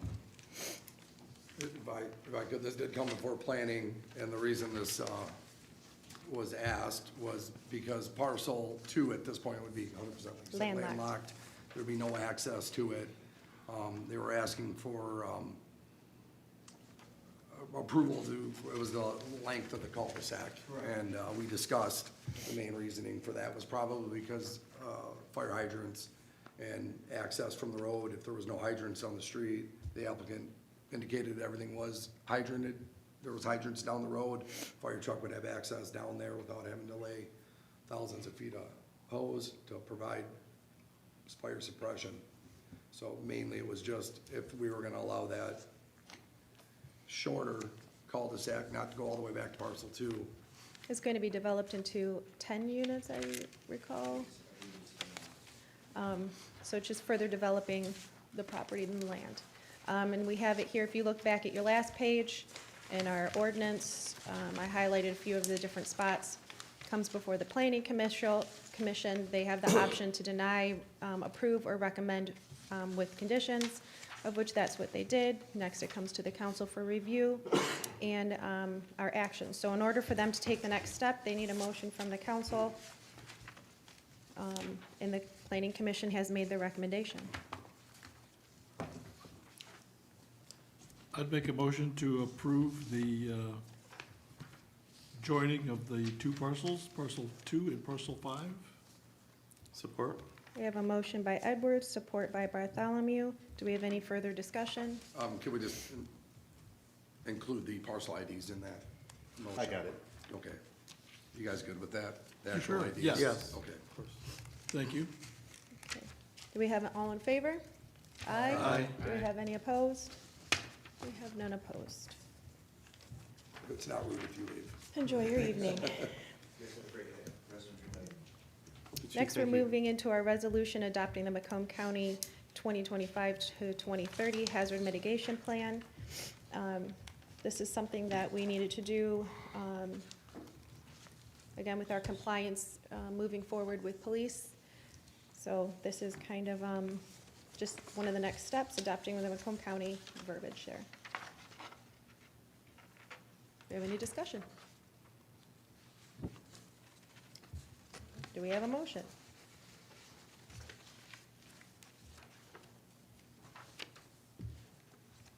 I'll make a motion to adopt the resolution for the Macomb County Hazard Mitigation Plan. Support? Okay, we have a motion by Cares, support by Edwards. Do we have any further discussion? Can you just include from years 2025 to 2030 in that motion, Sure. please? Okay, Can you give me that? Does the whole resolution have to be read? I am not. If you'd like to read No, it. I didn't know if it had to be. I know we used to. It's online. Yeah. Okay, all in favor? Aye. Aye. Do we have any opposed? There's none opposed. Let's see. There we go. Moving in, we have our Village Park Community Partner Agreement. This is a grant opportunity with what is called Kaboom Incorporated. This is something that the DDA has spearheaded and brought to the table. In moving it forward, they needed, in doing it in the village park, it's village property, having the proper things done. They have the village as point person, as it is our property. However, Kay and her team will be doing the heavy lifting, moving this forward. It's just more of, it was easier than, it reduced overhead, I guess. I can't sign on behalf of the DDA. The DDA can't say that they can be on village property. It just made it clearer if the village was the signee. Where we're at in the process is we had like a 2-hour phone call the other week. This does not guarantee us this grant. Where this is these are all the steps. When the grant board awards, they want a perfectly ready package to go. So this is just getting those items in order. We will find out, I believe, is it January, mid-January, if we're even awarded this. So this is just part of the process in getting those things done. In that phone call, we brainstormed what we would want there, what the people would want. There'll be 2 different community initiatives. One, which I really like, they want to have the kids come to a meeting with kids of what would they want in the park and what do they want to see and create. And then they would follow that with an adult, obviously, voter meeting. So I feel like they're going to do a very good job getting the community involved. Granted, it's not going to be, we all know the space. It's not large. It's really that main area on the other side of the fence along the park to the west side. So it's not huge. We're not talking about play structures and things. We're talking more creative play. Maybe those musical instruments that you see at parks. So basically, I just needed to bring this to the council. Is everybody on board with putting some Make a motion children's to move- equipment in the park? I'll make a motion to move forward with the Village Park Community Partner Agreement grant opportunity with Kaboom, Inc. Support?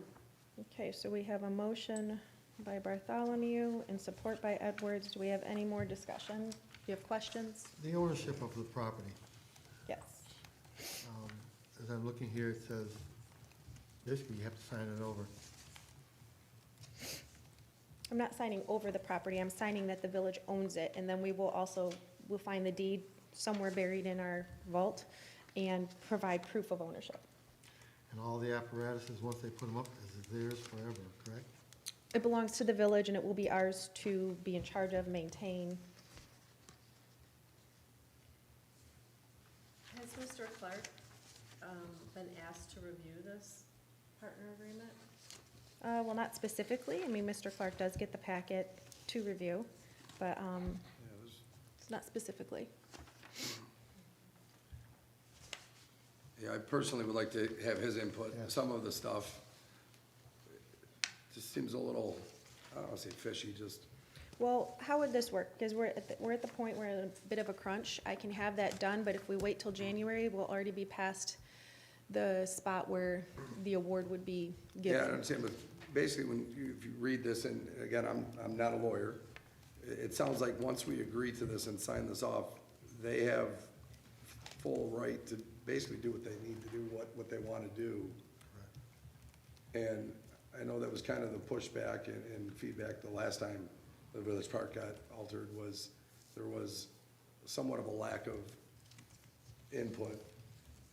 And I just don't want to see something like that happening again. No, absolutely not, and and then- that is not the intent. I mean, Kay was on the phone call with me. They want the people, they're gonna host these multiple meetings. Yeah, I'm not saying that I feel it's We're gonna bring in 100% the a bad idea. volunteers. I'd like to get Mark Clark's feedback on the language. Okay, but what I'm asking is, would we all be okay if we ask for this and pending nothing major, I make the call on that? Because if we don't do this at this meeting, by the next time we have a January meeting, we won't have all of our stuff in order, and we are basically pulling ourselves out of the running.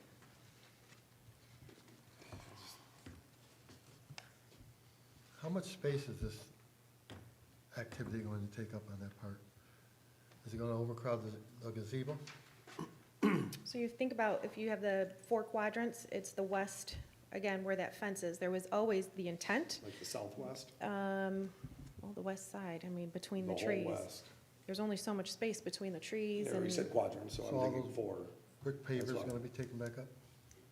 no, it's gonna be on the green space. The intention with that fence was so that that would be where the kids, some play equipment would be, and the fence stopped the children from crossing right into the street. We're not talking large space. I feel like we're being asked to approve something that we don't know what it is. And I also feel like we're being asked to approve, if we approve this, this language stands regardless of what Mark thinks. And when you read it, it says that we're gonna recruit up to 90 volunteers, and they're gonna have a 3-day installation event. So that says to me volunteers are installing this. And then it also says, we, as the village, shall distribute the play-related surveys provided by Kaboom to its stakeholders, parents, caregivers, volunteers, staff. But we don't know what's in that. Like, I feel like we're being rushed to push into something we don't know what it's about. There's also things in here about soil tests. There's things about us, the community partner shall ensure the security of equipment, tools, supplies, and well-being of the adults and children. So now we're responsible for their supplies, equipment, and tools, and the adults and the children working are volunteers that they're going to train. Yes, it is all So- volunteer-based, and, I mean, this is part of the whole discussion we had on the phone. All of this, they are providing the opportunity for us to have this, they're providing the money, and yes, it is volunteer-based. But again, this is just puts us in the, approving this puts us in the running. This isn't accepting it. But if we got it and we accept it, we have to abide by this. That would be it. So if we got it, is it coming back to us for a vote to say, okay, we got it, now do we accept this? Like a site plan and, There are, we're gonna have to do permits, but guys, we are literally talking about some maybe footings, depending on the equipment, and just think of large chimes or, equipment that the kids can play with. We're not talking play structures and major things. This is written, granted, this is like, as Mark would say, boilerplate. They're used to having huge parks and huge things. So And no, that's- we're not gonna need 90 people. But we didn't know that from this information. Nowhere in here does it say simple musical Well, equipment. thank you for asking the question so I could explain better. Kaboom is huge, so when I got this, I was like, oh, where are we Yeah, gonna this put is not tailored to the Village of Romeo in our small project. This is their typical, here's our, letter. Right. So no, we Okay. have a much smaller, I don't even know if it's gonna be, again, I haven't priced out children's equipment, if it's even gonna be a $10,000 grant. There are things we have to do. We do have to, like I said, provide proof of the property. We will have to get soil testing. They wanna make sure that there's no, I don't know, lead, arsenic, anything in the soil. So that, there will be some cost to it. But we're getting free equipment, in improving the village park. Do we know how much the grant is for? I do not. Too bad they couldn't partner with the Rails and Trails and do something on that Clinton Street property. Maybe you could reach out to them and suggest that for the future grant. They have the space there, supposed to. It sounds like that's the kind of stuff they're into. Reach out, take the initiative. I don't mind at all. Get the information from them. yeah, like I said, I'm still uneasy with the language and not knowing now what cost the village is gonna have into it. Liability. That's why we have before- insurance. Not only liability, just the cost into it. What end are we gonna have to put up? And is that something we're financially ready to do right now, just because we got a grant? And But we don't have a Well, again, this grant, is the DDA. I don't, if we get the grant, if we get the grant. what cost is that gonna still put on the village? I understand, there's still open-ended questions, and we won't know them until they say, this is the grant we're going to Yeah, give so, you. I mean, I don't know those If- answers, because if our it's just motion not was to right now. approve this to move forward, and, I mean, we'd still have the ability to deny after we were That's awarded. what I'm saying, is that it's As long as not that's part of the even motion, ours I'm- yet. I'm good. We're just trying to get there. We're trying to be in the race. So I I- just wanna know what race we're in, that's all. I understand. And I wanna know what There's a race lot of before I. unknown. So we have a motion by, I have by Bartholomew with support by Edwards. Sure. To accept the Village Park Community Partner Agreement grant opportunity with Kaboom. Do we have all in favor? Aye. Do we have any opposed? Opposed. We have one opposed of Fowler. Oh, Actually, Who's opposed? let me see. Three. We have Fowler, Parker, and Rosso. Opposed.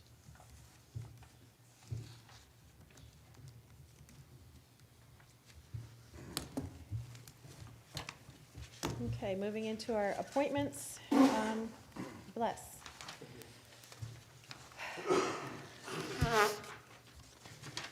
So far, 2026 annual appointments. I did, under hesitation, I joke, reappoint Tim Metz, Chief Roy, Al Lapierre, Mark Clark, all of our inspectors. Chief? Yep. Yes, Chief, you also continue as the noxious weed inspector. Congratulations. Myself as the street administrator, that is written in. I can't reject that appointment. It is what it is. And then following with the boards, Miss Debbie Martone would like to stay on, so a full 3-year term with her. Moving down, we have our HDC. We had 4 people up at the moment, and so if you look at their terms, I did stagger them. Just kind of picked. So Ms. Chirko is for 1 year, Seidel for 3, Ingersoll for 2, and Conrad for 3. That way we don't run into this full 4 all at one time again. Moving down into the, How does our bylaws dictate terms? it's 3 years. It is, so can we administratively just change that if that's how they've dictated to operate? Yes, we did it last year with other boards, that it's a 3-year term. So at this point, though, we have all 4, and it dictates that they should be on a rotating basis, whereas practically this whole board is gonna be wiped out every 3 years. If I could, last year you guys did that for the tree board, because Yes. you added 2 or 3 members, but then you We changed the staggered makeup, yeah. their appointments, and I think they went down to 2. 2 of them went down to 2 years, so you wouldn't blow out that whole. Yeah. Clerk So the Lucero, other people could you that turn your were- mic on, please?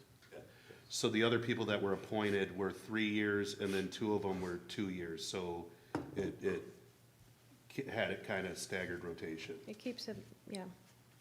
Was there a bylaw in place at that point? Because I know No. we changed some. Yeah. You guys updated the ordinance, but it didn't say anything about cutting 2 down to 2. It just said adding people to 3-year terms. And then at the board, you guys staggered them, the 4 new people coming in, you staggered 2 of them for 2 years, and the other 2 went for 3 years. So you wouldn't have the issue like is potentially being faced Yeah, here so with that was a little HDC. different, I question if we can do that before they change their own bylaws. Tree board didn't change theirs when you But guys there did wasn't, that wasn't even in place at the time. Well, they had their members, it identified their members as being for 3 years, and then the board. Yeah, and then because we saw that all 4 or 5 of them were up at one time, we decided this one would get 1 year, this one would get 2. That way it's not a complete sweep. And I can look up the I'm minutes. not I fully think opposed that to it, I Mark, just wanna make sure we're not stepping on any. yeah, I think Mark said you guys could certainly do that as the overall body. I'd have to look at the minutes, but. Cool. And then into planning commission, we do have 2. I have appointed Robert Seggy, who will then fill in Brian Mitten was stepping down, would like to no longer be, so we have that one filling in that position, and then the reappointment of Lisa Hall. And then over to the tree board, we did have 1 for this year, Lisa Taylor. And then in the ZBA, we still have our council liaison, which was, has been trustee Rosso. Left that open if we wanted to change it, anyone else wanted to step up. And then currently on the board, we had Robert Seggy, Dante Leo. I did add in there Mr. Zachary Throne offered, and then Lisa Hall did mention that she would like to also, which would then bring that board into full 5. When did Lisa fall off of the ZBA? Because I thought she was still on. No, she wasn't any longer. She did fall off, I believe it was last year. It was last January. And that's where it took care of, we had a quorum of the planning commission, so it kind of, her falling off at that time allowed for that to no longer be an issue. Yeah, so I mean, based on that aspect though, we are only supposed to have 1 I did person confer, from planning to ZBA, and I did that confer person with Mark can't hold Clark the on chair. that, and he didn't say, we both looked at it. Unless somebody else can point to something that myself and Mark cannot find, it doesn't say that it's limited to 1. It says that you can have 1. So we're both, Mark did not, because I Well, specifically asked him, I go, I want to put understand. Lisa That's on what there, I she's read. educated, she's been on there Yeah, before. I'd like to see Lisa on there also. Yeah. But the other language was that if that person is, they can't hold a chair seat on either one of those boards. They And can't. I believe Robert does hold a chair seat on zoning, and just for ethicalness, when an applicant comes before planning and is denied and then goes to ZBA, and how we've had it in the past, they sit down at the ZBA and there's 2, 3 of the same people that just voted them down at a planning commission. Now they've paid money to go in front of the ZBA. I just don't think that's an ethical thing to do. I understand the liaison between. I'm fine with that. Right, and I that's just- where putting Robert onto the planning commission fills in that seat. We have that Well, open that's where- seat with that's Brian where Mitten. I'm yes. seeing Lisa's doing that, because Lisa's on planning. No, Lisa's already there. What we have is an open seat. I And so, understand, but now we've got 2 people on both boards, which I don't agree with. well, then it would be my opinion to then not recommend Lisa for the zoning board of appeals. And have the ZBA restructure their officers Didn't Sharon Smith put an application in? Could you for put her name in there? ZBA. Sharon Smith sits on 2 boards already. I like to try to see us have more diversity. Yeah, and if I could, the Planning Enabling Act states that you must have at least one, but doesn't limit you to one Yeah. for ZBA, but, and to your point and concern, since they aren't, they don't make up a quorum, you can, if you are an ex-officio in any way, you can't vote twice on something. So like you said, Yeah, if you during voted down on planning, you can't vote in zoning, but you still have the 3 people there that will constitute a quorum without, If everyone shows up. yeah, If everyone's there, we have no alternates. yeah. I would, yeah, I'd like to see Lisa remain on both. Personally, like you said, she's got a wealth of knowledge. She's been involved with this stuff for years. At this point, Robert, stay on ZBA. I don't feel that he should be added to planning at this time. Well, that's not my recommendation. My recommendation is so then we have an open seat. Nobody is stepping up. It takes care of Yeah. the seat and the Sharon- Yeah, well, liaison. you just said then Lisa wouldn't be on zoning, so we'd have an open seat on zoning. Right, but So then we're we'll gonna at have an least open have, seat we will have regardless of where 4 it's at. board members. But we have more planning commission meetings by far than we do ZBA. So there's more of a need for that one. I understand Brian just officially, his last meeting was last Thursday. We haven't put this out officially, It's been out, it has. We mentioned it at last meeting. It's been out. so I feel it needs to stay out. And if we operate with one less planning, Well, if you Keep would like Lisa to on not both. vote for the appointments as I've recommended, then that's fine. The ZBA, obviously, we're on hold right now, but one of the reasons is because one set of the ordinance says we have to have 4 votes. So if we go with that theory of Lisa and Robert not and voting. Robert not being able to vote, we don't have our 4 votes on ZBA. And obviously, those ordinances are in limbo. Well, then, but- again, I will redact Lisa from the recommendation on the ZBA. Right, but then we have 4 people, you would need everybody every time, and what's gonna happen Okay, well, if with, And then right? Robert Trustee can't Fowler vote. keeps mentioning Miss Sharon Smith. Would you like to be appointed to the ZBA? I would give up the HTC to go on ZBA. So there we would have a 5th, or have the person. You would trade 1 HDC? Again, I would still recommend keeping Lisa on Thank the you, zoning. Sharon. So I will add Sharon Smith to ZBA. We will have an open seat on the HDC, however, that does not leave them without a board. So the ZBA, as it sits, would be my recommendation of Sharon Smith, Robert Seggi, Dante Leo, Zachary Throne, and Village Council Member. Again, based on what language we're using for ZBA, yeah, I know you keep saying your recommendation. Based on the language we're using, language, so that's a council appointment, not just a president appointment. And my recommendation is to keep Lisa on there. I think she's highly qualified for that and should remain. She also sits on a board for Washington Township, I think, the Planning Commission. So, you know, she'd have to be asked, you might conflict, I don't know, the dates. No. Because zoning can be any time, I guess. She has been an asset to zoning, I can say that, and that's in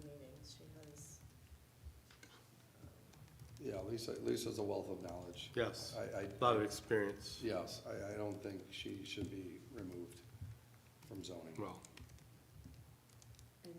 Well, she's not being removed, I'm just not appointing. My recommendation is to appoint her, It's a president recommendation. Council does need to approve it. based on what language we want to decide we're gonna go with whenever that's finalized. It says council appointment, not president appointment for the ZBA. That's true, we have 2 ordinances. Okay, well, I recommend the appointments, specifically with the Zoning Board of Appeals. Sharon Smith, Robert Segi, Dante Leo, Zachary Frone, and who would our village council member, I know Shelley's done it, Shelley also sits as the liaison on the tree. Would anybody else like to stand up? I know that Motion, we, Parker does it, Shelley sits back as again? liaison, Shelley sits as, is it like a double? Would anybody else? Consistency. I mean, I would do it as well if you think 2 is too many. If you enjoy it, that's fine too. I just wanted to offer that up. Can we I don't- have 2 members of council on ZBA?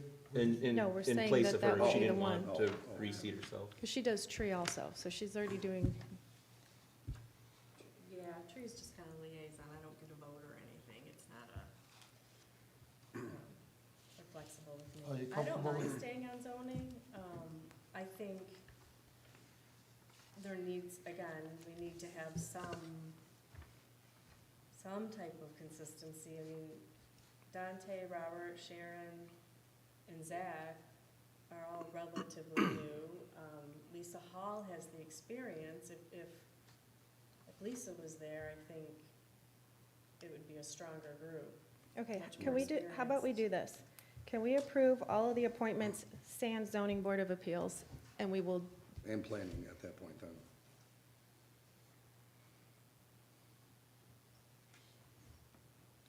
I'll make a motion to appoint Debbie Matone to the Cemetery Board, January 2026 through January 2029. Lisa Taylor to the Tree Board, January 2026 through January 2029. The Historic District Commission as presented. with all of the above annual Oh, I thought you appointments said you already did that. of officers? Yes. Can I ask you just to clean that up and just say, accept the village I appointments, except for. make a zoning motion to appointment. accept the village appointments with the exception of Planning Commission and Zoning Board of Appeals. Thank you. The 2026 Village of Romeo annual appointments. And then, is your intention to still go back and talk about zoning and planning right Yes. now Yes. after? Or Well, I'll Let's let's- get support, the rest let's out of the get- way. I'll support your first motion then. Let's get that portion off the table. So we have a motion by Parker, support by Care, approving the appointments as presented minus planning and ZBA. All in favor? Aye. Any opposed? None opposed. So now we move into the 2 commissions. I mean, I would just at least like to make the recommendation that we work towards planning commission and seating those seats first, just because they meet 10 times more than ZBA. But maybe just for today's sake, we build on planning commission and then switch over to zoning. Just for reference, ZBA met 1 time last year. Yeah.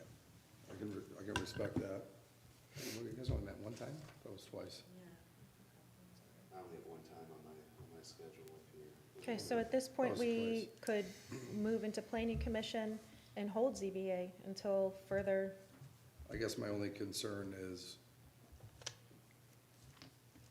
appointing Robert, at if that he's gonna point, remain on zoning. at that point, he might have to make a decision of which board he wants to be on.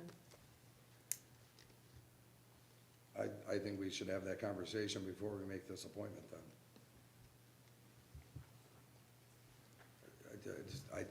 The 2 people involved on both, I don't like.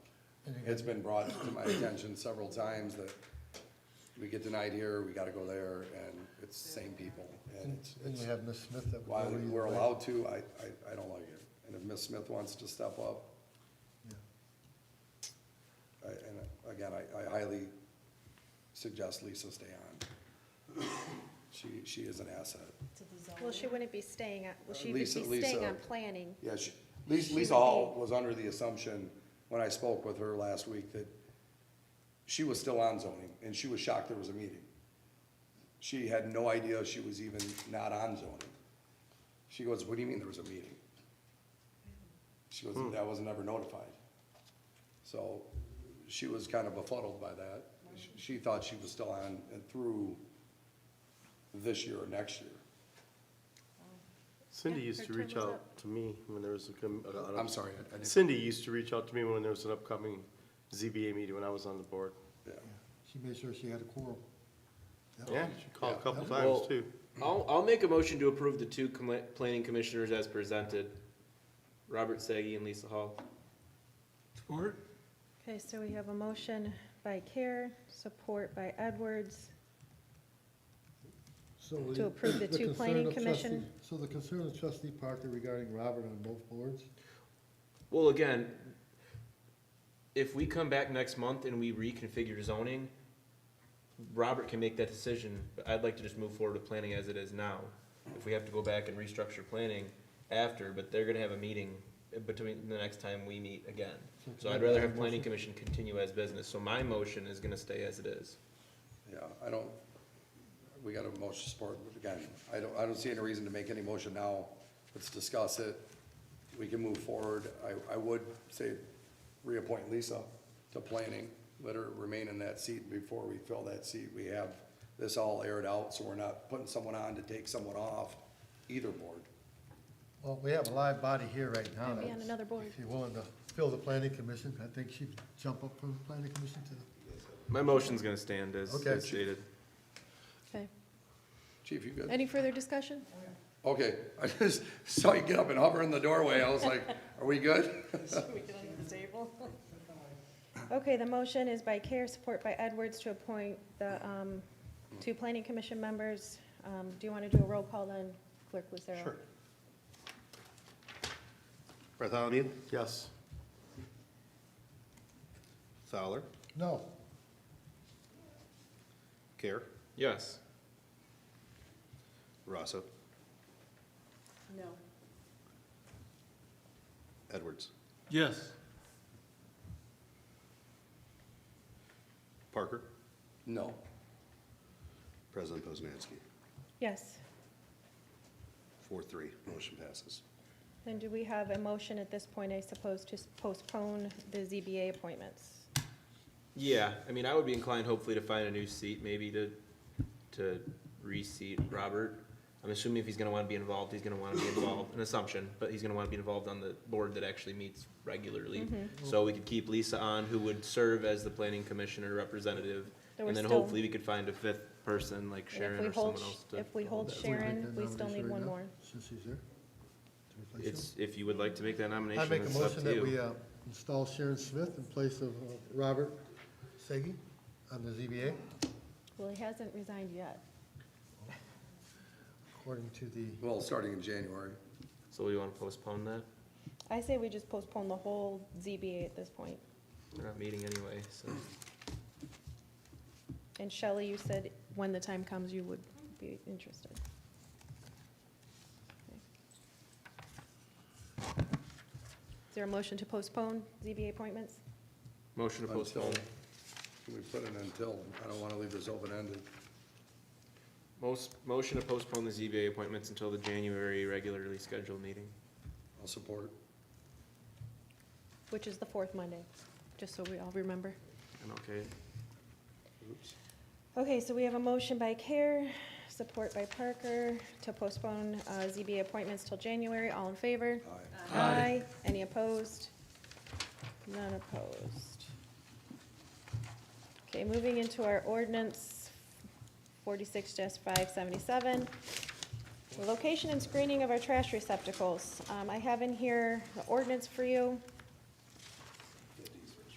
And then multiple pictures of non-compliance throughout the whole village of dumpsters without proper, Can I make a motion to take a 5-minute recess? So he's here to record. you have a motion for a Second. 5-minute recess. We have support by Fowler. We will reconvene at 9:12 according to the back clock. Oh, all in favor? Aye. Aye. None opposed. I thought I turned the heat up. And I don't think I turned it up high enough. I'm freezing. It is cold. I get so cold now. Do you want this here? No, no. Do you want my coat? I got one behind Put me. on your legs? I'm cold. That was Parker and Fowler, correct? Did you support that, Zach? Yes. About break?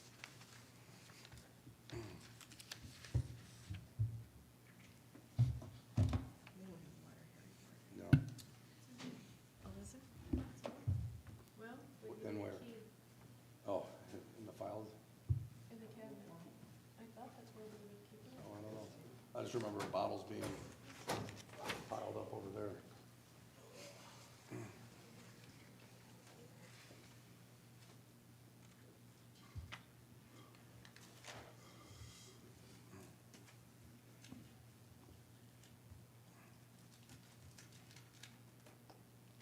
The progress on the salt barn, Tim?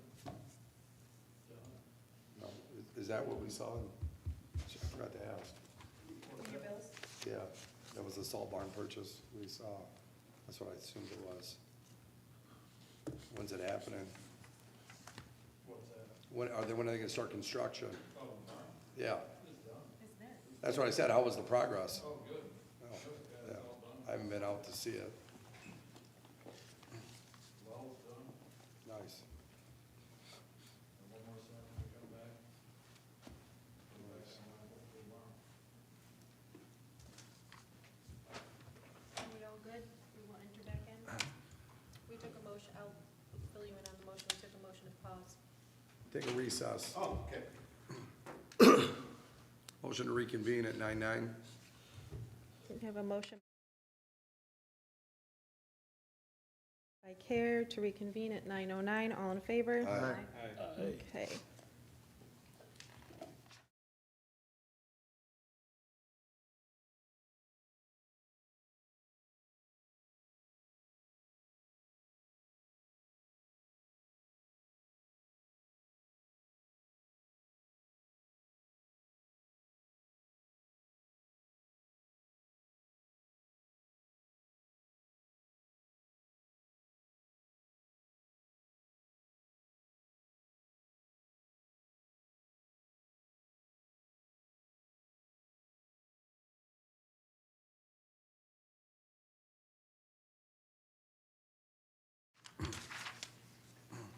So, looking into it further, it's a systemic village-wide issue. So, at that time, addressing one without addressing all would be considered an attack, picking on. So, with that in mind, the village has been setting aside capital outlay. Apologize. We've been setting aside capital outlay for the last year or so within the trash millage. However, before that, we had been, before I came into office, we had been taxing at a millage that, with an intent by my past predecessor, to possibly look into garbage downtown. So they kept the millage at a higher rate. This board, when we redid that contract, didn't choose to service the downtown, the business area. So at that time, then we reduced that millage, but all of that money is still there. So we have money sitting there that can only be used for garbage, and we continue, even at the lower, put aside, I believe it's $100,000 each year, with an intention to do a project with the garbage cans downtown. This brings up the perfect time and conversation to address this issue. I brought it to the DDA this month. Their board meeting happens before ours. Figured let's not wait. Got it on the DDAs. They did make a motion to at least start creating an RFP. Would you agree with that? To create the RFP, to go out to the engineering companies. This is gonna be a process. This isn't gonna happen overnight. The discussion at the DDA was, you can see where they are. someone's gonna have to give up property, whether it's personal property or village property. I mean, I guess we can all guess who's the one gonna be giving up property, in order to do a similar corral as such was started in the southwest quadrant. Getting everyone and all of the dumpsters into compliance with the ordinance that we have here. I did speak with Mr. Clark about this at length on how to address it. While I can't say Mr. Clark told me to do this, he would say he did not disagree that a moratorium for the time being would not be inappropriate. Is that we could go out, part of the discussion at the DDA level was, I could go out and chief could give citations to every single business owner, and that doesn't fix our problem whatsoever. And then he will continue to go out and go out. But it's not gonna fix the problem, because a lot of these businesses don't have 5 feet away from the building to even place their receptacle. And it's not the time of year to be building masonry walls. So at best, I would, I'm bringing this to the council to say, would you be interested in joining the DDA in the first steps and even getting RFPs and looking at a joint project with the DDA? So doing multiple Yes. corrals like we did behind the Office Pub Correct. Youngers area. Get some continuity, make a Yes. spot, clean it up, but then also, if we could do a motion as a moratorium, I'd like to have, Mr. Clark did recommend a time frame to it, so a 6-month moratorium to the ordinance to see where we're getting, and not just a complete dissolution of this portion of the ordinance. We're working towards this, so I wouldn't want to get rid of it. Make a motion to put a moratorium on the location and screening of trash receptacle ordinance for 12 months. Okay, we have a motion by Parker, Support? support by Edwards for moratorium of 12 months on our ordinance 46-577. Do we have any more discussion for that portion? I think it's a great idea to make a move towards solving this problem, this Yes, eyesore. it's a great idea.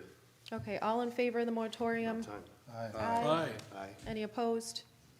Okay, and then the second portion I would like us to address is the willingness of the council to join with the DDA to move towards a joint project here. I don't know cost, I don't know anything, but I know that the DDA has had the rug pulled out of them, from under them in the past with a joint project, and us taking a stance and the affirmative to join with them, I think would give them some comfort, support. Have we attempted to approach the property owners at all and share with them what the ordinance is and at least ask or I know there was try? discussions in the back, or in the past, like in the back of where now the pretzel company is, right along that. I know there was talks with them about doing something jointly, and then maybe even moving into where the cleaners used to be, and trying to do something jointly for that. Yeah, they didn't want to give up quadrant. property, they didn't want to sell And the new parking business, the new spaces. building owner, when he came in, that owned that building, wasn't, I don't think, fully on board with it, because the other dumpster that were there was the Bluebirds at the time. So there has been discussions. It has been an ongoing issue of just where are you gonna put them? There was also another discussion between Mr. Bomarito and myself and a couple, when I first came in, and I did speak a little bit to the DDA about it, about not having that demon drop, because singularly, going out to every individual, it'd be like anywhere between 30 and 40 grand. But if we could do something on a grander scale, and unfortunately, and I'll take the hit for that, with everything else going on, that was the least of our worries at the time. They can run until they become a bigger problem. And then this last summer, it became a problem with the grease traps that were breaking. So, but yeah, if there's something that the village can do in unison with the DDA, it'll likely bring the cost way, way down. And do we know if the business owners are, like, how far they would have to carry their garbage? Will they actually do that? Would that be successful? Like Well, if we're giving them the okay to continue to do right now until we figure something out, I think they're gonna have almost no option, right? I mean, it's something that's gonna have to be enforced for the sightliness and the odor control. I would say, Mm-hmm. I Downtown. do appreciate your thought. Again, not gonna have much choice, but I know that Office Pub, Youngers, those that have heavy turnover, they don't seem to have an issue coming that far. Okay. So I would hope that everyone else would, be of the same feeling, especially if it's this collaboration to clean it up, condense it, make it look nicer, and not require anything of their property. And then would we then take on the waste disposal fee? That's gonna have to be a further there are so many layers to this. Yeah. I do agree. Then whose dumpster is it? Who pays for it? Because a restaurant will need higher turnover than an art gallery. All of those things will have to be figured out as we go down this, but we need to start. Okay, so then can we, I know it sounds into the weeds, and it probably is. But part of the reason I asked that is, there's a particular business I know of that their dumpster is from me to Jamie, me to the clerk. And they still dump their trash out their back door and it sits for a day or so. So if we do something like this, I really wanna make sure that the next step is we enforce it. And we say, no, you can't let your trash lay out your back door because you don't wanna walk. Well, even something I like think that that's isn't, far beyond is us. enforceable. Yeah, there's Yeah. other ordinance that we can be using. This has to do with the specific look of the corral and the Yeah. things. But I, If that is happening currently, that can be enforced under. That should oh be yeah, enforced. they're dumping all their water. I'd say in the call into street, the, dirty call into the buckets. office and yeah, tell us who, Yeah. and we'll go after that.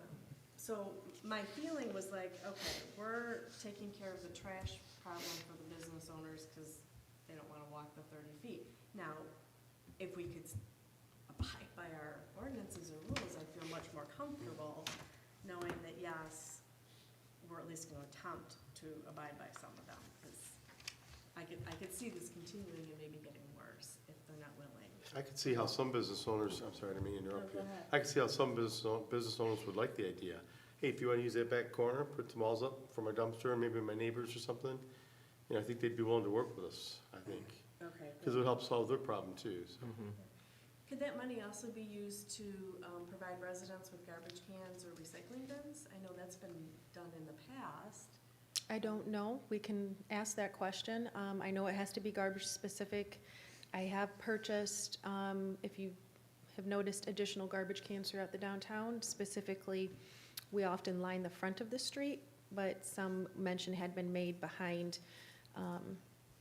the bank, Vera's, the office, that there's nothing in the back unless you go all the way out to the parking lot. So we did have three additional there. Cool. And then across, and the northeast, some additional garbage cans over by Four Corners and also in that island, so that, more easily accessible. So my gut reaction is possibly, if we were able to buy garbage cans for the downtown with that, can buy them, or maybe at least offer a reduced, cover a certain portion. I don't know how much it is to buy everyone a garbage can. Yeah. Well, the garbage cans for priority have gone from 89 to like 270, so. And store owners can buy those. The garbage cans from priority have gone from like $89, $90, just in the time that I've been here, to like 270. Yeah, so So they're my thought would expensive. be- I don't know if we can afford that. If you can't buy one for everyone, who do you pick and choose who gets one? So maybe a cost savings, a cost collaboration. Just sell mine online. You bought it? I'm pretty sure I paid for my red one. Back, we had different, Gonna promote Yeah. stealing. yeah, A It was lot? GFL? Now they Yeah, see we had people different spray paint vendor. their address on it. GFL ones were like 75. They did that? I forgot what the red one was. Yeah, the red, well, that's what I'm talking about. the red Okay, ones. can we have a motion to maybe enter into a collaboration to get conversations started and, with the DDA on this joint project? Support? Okay, I guess I made a motion. There you go. Poznanski, supported by Bartholomew. Any further discussion?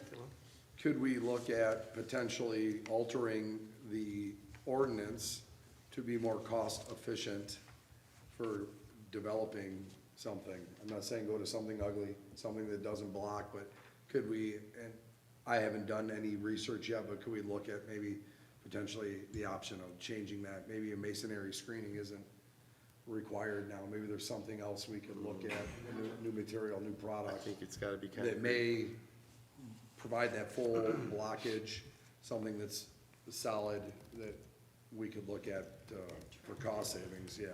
It still maintains, yeah. Well, we have 12 months moratorium. If you want to bring that back as an item to discuss that ordinance, I say why not? If I could, we talked about that, Mr. Bomarito and I, and the problem is, you can go with, because the ordinance states that you have to have bollards up to protect the walls and everything. But you still get where they accidentally hit the concrete, right?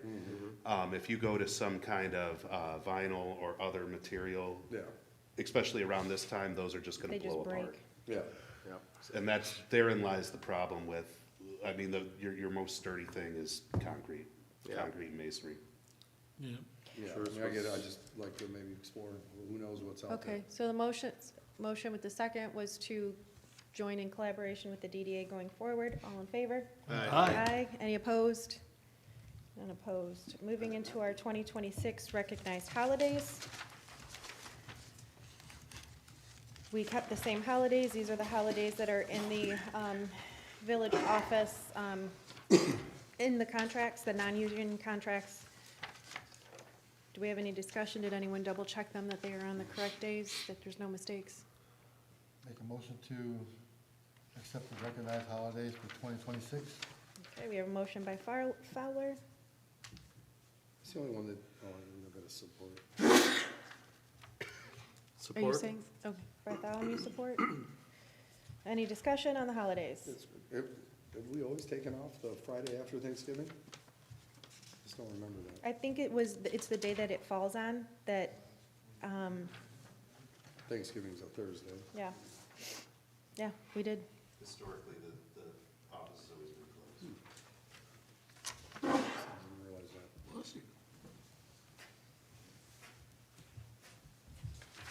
All in favor? Aye. Aye. Nathan? Nathan's in favor. Any opposed? None opposed. Okay, our parking special committee. This is in here as a special committee as opposed to a task force because it was discovered, as we further discussed it at our joint committee meeting of the DDA and council, that a citizen task force has members of the village, residents specifically, and the special committee may be established for a specific period of time by the village president or by a resolution of the council which specifies the task of the special committee and the date of its dissolution. So it did not restrict us from possibly outside members of the community to join it. And that specifically came up because not all the DDA members are village residents. They're business owners, that's how they're on the committee. But in order to also then serve on this task force or special committee, they would be out of, not be able to sit on it. So anyways, so from the council members, we had interest from Trustee Edwards, Bartholomew, and Kerr. From the DDA, we had Directors Lee, Oswald, Stevens, and Executive Director Kay Poschert. And then I have since had volunteer interest from Sharon Smith, Betty Cassidy, and Daniel Griffin.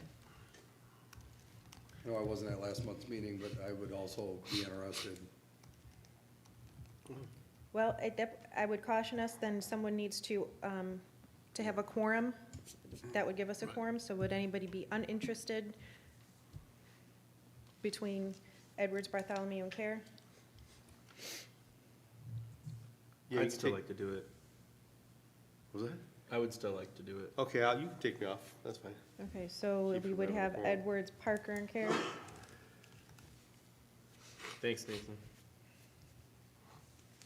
Okay, and I do believe that at this point, there is no appointment of the people. I just know for our boards that we should keep tabs on that. If someone wants to jump into the meetings, any resident of the communities, I believe they could. It's just our duty to come up with the specific task and the date of its dissolution. There's a current meeting scheduled for January 12th.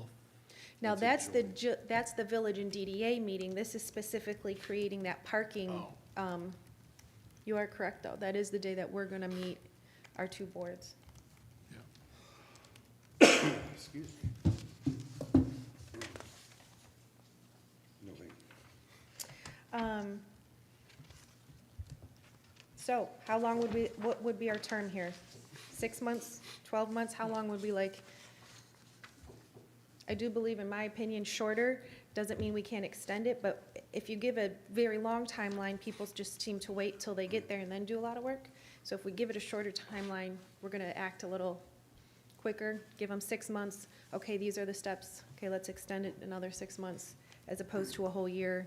I believe that will just Yeah. drag on. May 16th, 2026. That's very random, but that, That would be, I would say June 16th rather than, I like 5 months. okay, so, I like 6. We can do June 16th, that sounds fine. June 15th is a Monday, and we have a village council meeting that day, so we can choose to extend it that day. It might work Perfect. out There you go. timeliness-wise. There you go. Good job, okay, Noah. so we'll give it the date of June 16th. 15th. 16th. Good catch. So it's still in, 6, still 7. in play Yep. during the meeting. It hasn't dissolved yet. Oh, I see what you're saying. Yeah. Gotcha, gotcha. Okay, and what is the specific task? Creative parking resolutions. Solution, Option? create, This has only been being worked on for 30 years yeah, Yes, or more. it is One way or important that And the. no one's come up with an answer yet, so Oh, I should add in here, Paul Bowers was interested. The DDA had spoken with him for interest, and I did confirm that he would be interested. I apologize. That it is not for them to be doing the work, it is for them to find the solutions. The actual decisions are still held at this table. right. Okay, so create parking solutions for the downtown area? Sure. Sure. Okay. I'm assuming that was a motion by Parker. You threw out the date. If so, I'll support. Okay, so we have motion by Parker, support by Care. to form, what do we call it, a special? It is a special committee. Special committee to address the parking concerns of the DDA. To be dissolved on June 16th, 2026. Perfect. Okay, all in favor? Aye. We have any opposed? We have none opposed. Moving into our last item, our President Pro Tem appointment. This is a yearly appointment that we come around to. I'll make a motion that we wasn't reappoint done- Nathan Bartholomew. Okay, I did speak with I'll Nathan. support. He's done a fabulous job. He did say he would be willing to do it again. The 2 times I've asked for your help, he's stepped right in, he's been there and carried Thank the you. meeting well. Thank you. Okay, so we had a motion by Fowler, support by Parker, was it? That's correct. Yep. To reappoint Nathan Bartholomew as pro tem. All in favor? Aye. Any opposed? Thank you. Okay. We have last public comment. I couldn't do it. That would've been funny.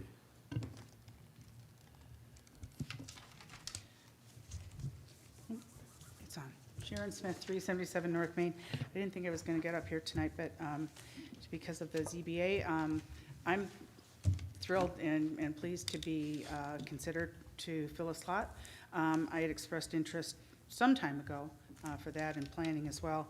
I had often thought that with Mr. Minton and Mr. Hale both being on planning, both being on ZBA, for years I thought, you know, it's kind of like going to the same doctor for a second opinion. You should probably maybe only have one that's on both of those, so glad to be considered and would gladly take that, so thank you. Thank you, Sharon. Thank you. Okay. Zach Throne, 166 Benjamin Street, Romeo. Like Sharon, have to be considered for ZBA and willingness. I'm ready to get started working. Thank you. Thanks. What's the name again? Zachary He's Crowe. got a good first name. Okay, Mr. Fowler, or do we have any more Motion to public adjourn. comment? President Postmansky, I just had one quick question. Do you know if there's any funds available for people that might be interested in taking Citizen Planner? Yes. Like Sharon, or, unless she's already taken it? Yeah, once you're a board member, everyone, there's budgets on each board for people to do training. Yep. Okay, thank you. Just curious. Okay, so we had a Motion to motion adjourn. by Fowler, Support. support by Parker at 9:32. All in favor? Any opposed? None opposed.